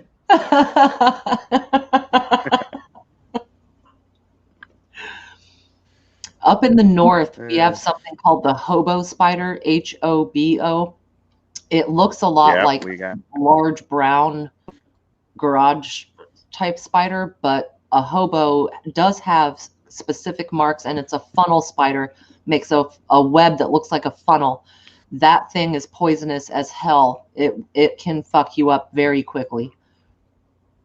Yeah, hobo spider, bad news. They look like a bigger version of a wolf spider that are always in every house. Oh, they're so ugly. God, they're bad. Yeah, and the thing is, most people get bit while they're sleeping. Yeah, thanks. Oh, I have so many spiders here, and dude, I've seen spiders so big that even with the lights off, it put off a shadow. It was so huge that when I looked up at the wall in the dark, I was like, that is a big motherfucking spider. That like, dude. That's spiders I no. hate the most are daddy long Black widows and brown recluse. They're not. Well, they're super poor. They can't do anything to you. But daddy long legs make webs everywhere. It just drives me nuts. Yeah. And they don't even bother me. They are everywhere, but they don't bother me either. No, but I kind of want to supposedly they're one of the most venomous spiders. They just don't have fangs big enough to penetrate your skin. Mm-hmm. So I've always kind of wanted to grind one up, a bunch of them up, and see if I could like tip a dart with it and see if it like what it does. Rip, that sounds like you. I say do it. I know. I'm just kind of curious. Yeah, but who do I stick? You're gonna have to get some really intensive microscopes and really fine utensils so you can carve their little venom sacs out. Because they're tiny little fucking spiders. Pretty tiny. Well, the arrow dart frogs. It would almost have to be the most venomous. Because we've got black widows down here sometimes. Those motherfuckers grow 1.5 inches big. I mean, just their body. And it's like, you see one of those, it's like, oh, fuck, we got a problem here. I've not had to deal with. When I was younger, we used to bet on them. You used to what? We used to bet we'd catch female black widows and stick them in a jar or a container, and then like one guy is his, he'd catch one and you'd catch one. You bet who wins, because if you put two females in a cage together, dude, they charge each other and get into a big old fight. It's over real quick. But, holy shit! But you got wow. How did you catch them? You can do the same thing with very carefully. Very carefully. Yeah. I wear gloves so they can't get through a glove or something, but oh my God, you picked them up with gloves on? Holy shit. I was thinking you were going to say that you put a Tupperware over it and slid a piece of paper under the Tupperware. No, I put on gloves. I have a jar, and then if you rattle the web, it'll come running out. Oh God. And then you can take your other hand and shoot it into the jar. So it's all about keeping your cool. It's also good practice for not panicking. Catching rattlesnakes is the same way.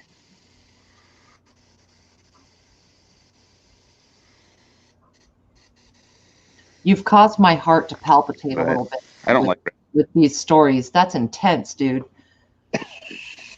Woo, shit. It does get the going up. But the adrenaline it gets going. Rattlesnake bites aren't super bad. I mean, they're bad, but they're not like a pit viper or anything like that.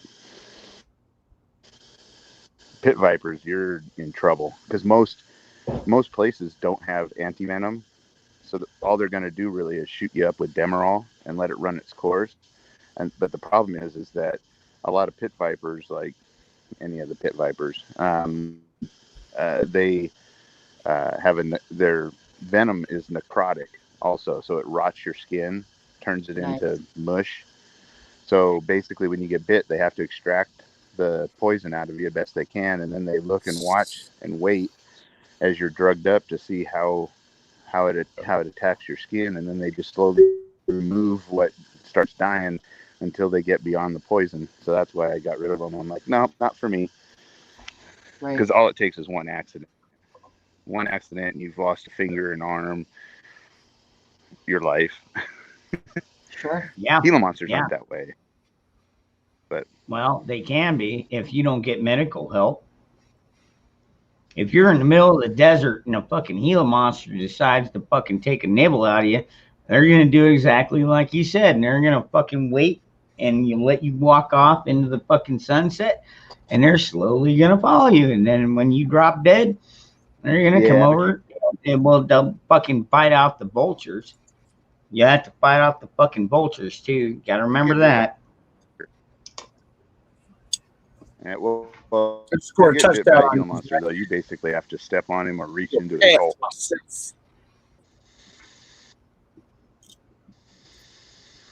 Say what? What are you talking about? When I was a kid, I worked in a. Oh, good. I was talking shit to Zach. I told him I threw a touchdown pass to myself and scored a touchdown on him. Because the Denver Broncos, they're going to go 0-1-6 this year. When the Raiders, they're going to go 12-4. Y'all get it. Talking about football and shit, man. I'm gonna get Zach watching football again. Dude, football is the new LGBT. No. Well, even if it is, man, who cares if people are gay? Nobody. This is 2021. We don't give a damn if you're gay. Oh, we care if you're gay. Disappointed with that. You know what the old head would have said? Go ahead, be gay. That's what for me.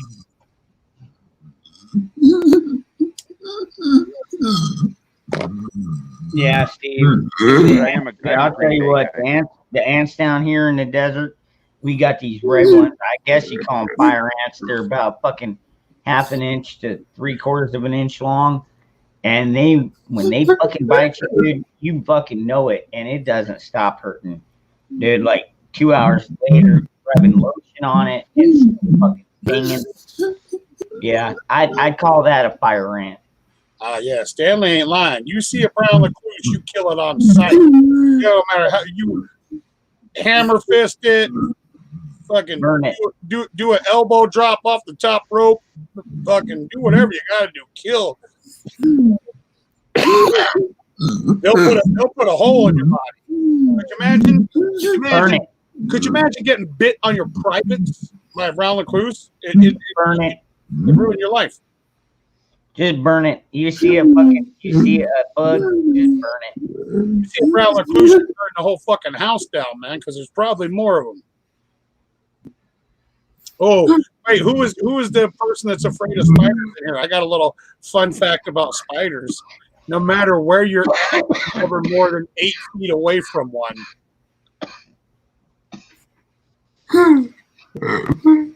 It's true. They're in your car. There's spiders in your car, bro. You know what I mean? And spiders, they're like people to the point where they like the same kind of temperature, they like the same kind of moisture, they like the same kind of humidity that people do. They like to be where people are. But some spiders are good. You know, there's spiders that, you know, they'll eat up mosquitoes. You know, they'll eat up the other bugs that are annoying. And they're insects. We call them bugs because it's a slang term because they annoy us. They bug us.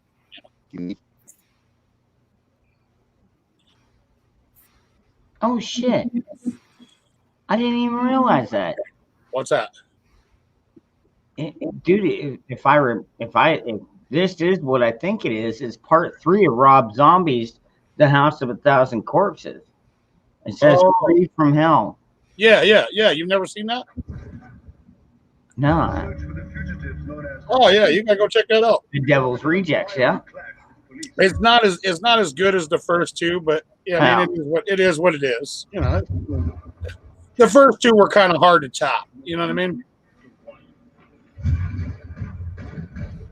There's no justice in this world. I am justice. They're trying to bring you. What? What's wrong? What? What?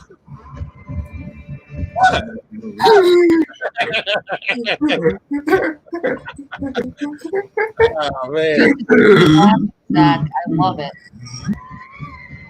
Zach, you ever come to my town? You can sleep in my bed. I'll sleep on. Oh man, I know what I'm watching.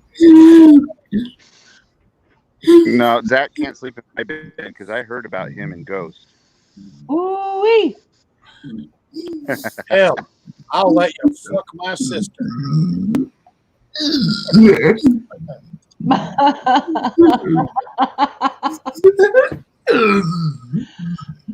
Yeah, Eddie James, you gotta be really careful about what you hear. Sometimes it's true, but there's a lot of times, like, dude, like they said down here in Arizona or down here in the Southwest where I live, that bark scorpion is the deadliest known scorpion down in our area. Yet I've been stung by the babies, I've been stung by the adults, and so have my kids. None of us fucking died. None of us had to go to the hospital, get rushed, vomiting, nothing. Maybe some discomfort in our lower extremities, whatever. See, my youngest boy got it in the hand, which that would suck. That would make you fucking numb from like the elbow down.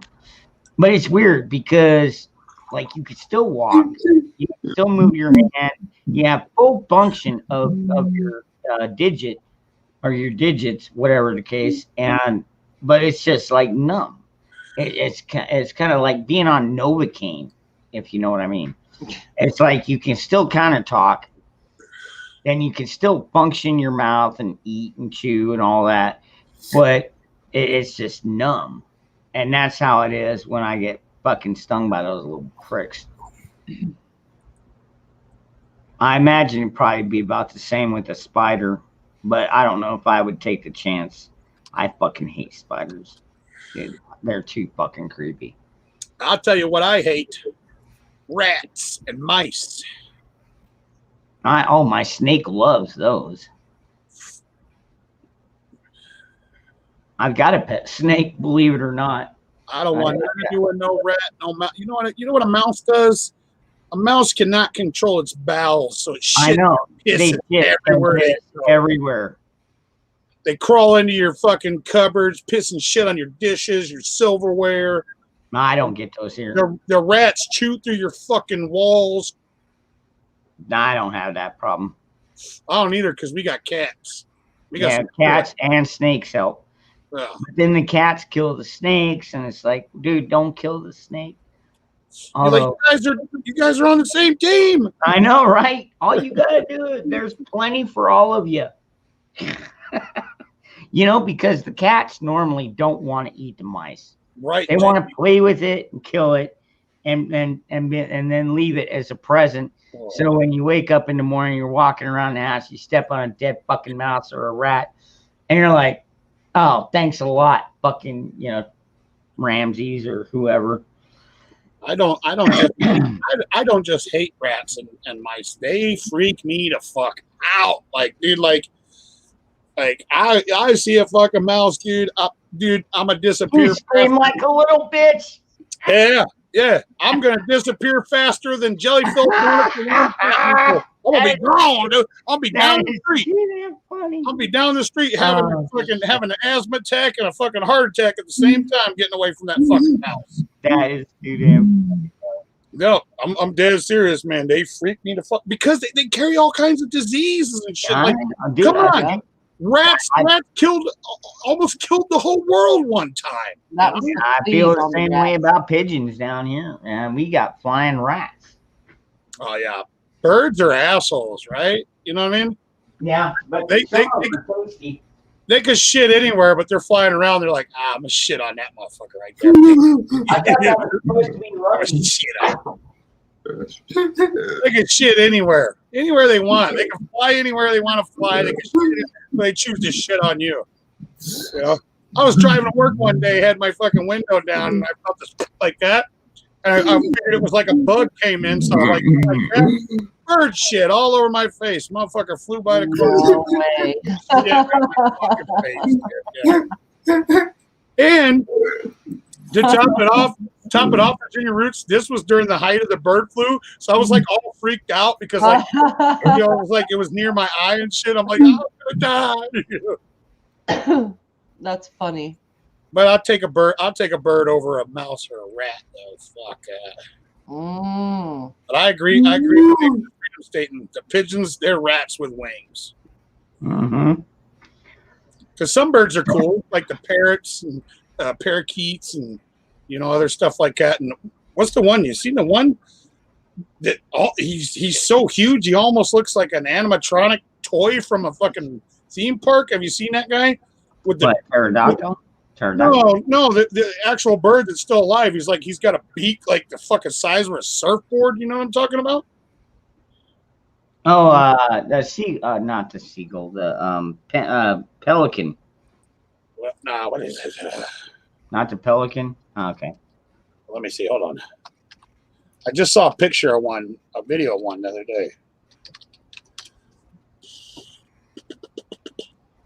Come on, internet.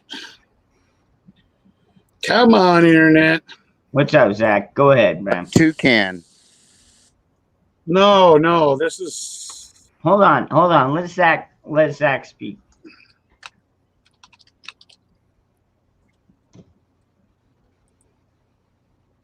Oh, and guess what? Brandon also said if I do this correctly, he's going to give me the title, Zachary C. Smouse, Chief of Mobile Development. Nice. Hell yeah. It's a shoebill stork. Google that motherfucker. You deserve it, Zach.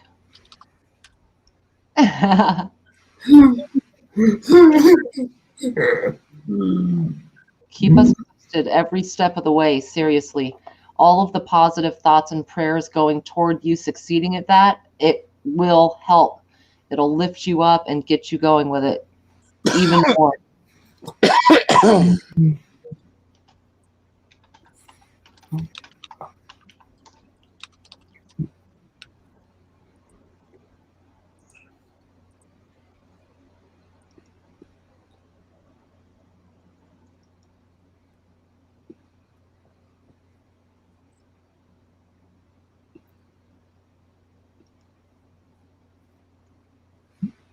You guys are so sweet. I know you can totally see it, Zach. All of those people. Y'all are awesome. All right. I got my movie booted up. Zach didn't need no thoughts and prayers. That's pure, unadulterated talent over there. That's what that is. It's all him. That's all him. Yep. I'm still wondering, he's worried about having stocks in that company when we all know he's got the millions. Did we not forget the big hack not too long ago that Zach did? Yeah.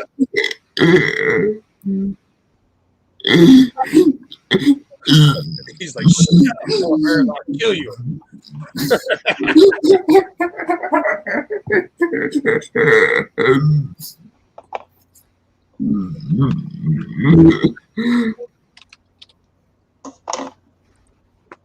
Yeah, Nicole, don't worry. I just got your email, and trust me. Yeah, I know what's going on.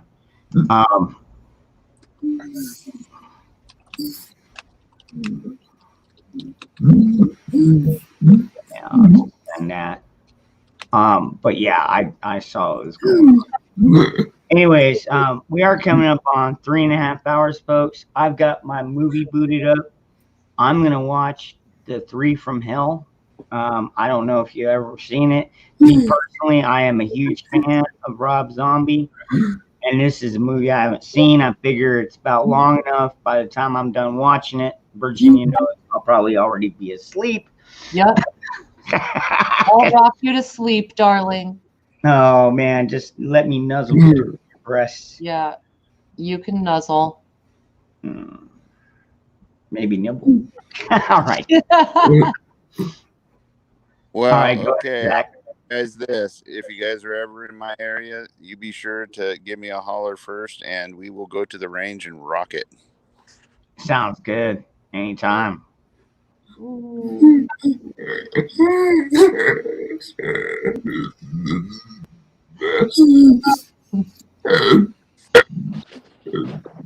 I love you, Zach.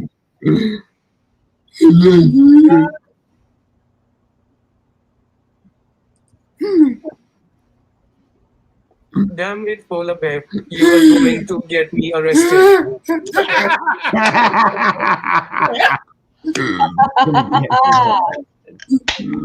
Bitches don't know your whereabouts. They're never gonna catch him. They're never gonna catch him. He's like that guy from what was that movie? Swordfish. He's like that guy from Swordfish. John Travolta. Yeah, they're never gonna get him. They're never gonna find him. Ever. So anybody that wants to come backstage and watch the movie, you're more than welcome to. Rob Zombie, dude. I always enjoyed his horror stuff. I didn't like the Lords of Salem. That one was just too slow with the witches and everything. I think probably his wife probably designed more of that one, but anyways, everybody, I hope you all have a great night. And like I said, I'm going to be watching a movie. If you want to follow, come on over. If not, somebody will probably be doing a live stream. So you don't have to go home, but you can also stay here. So you choose. All right, later on, people. Peace out.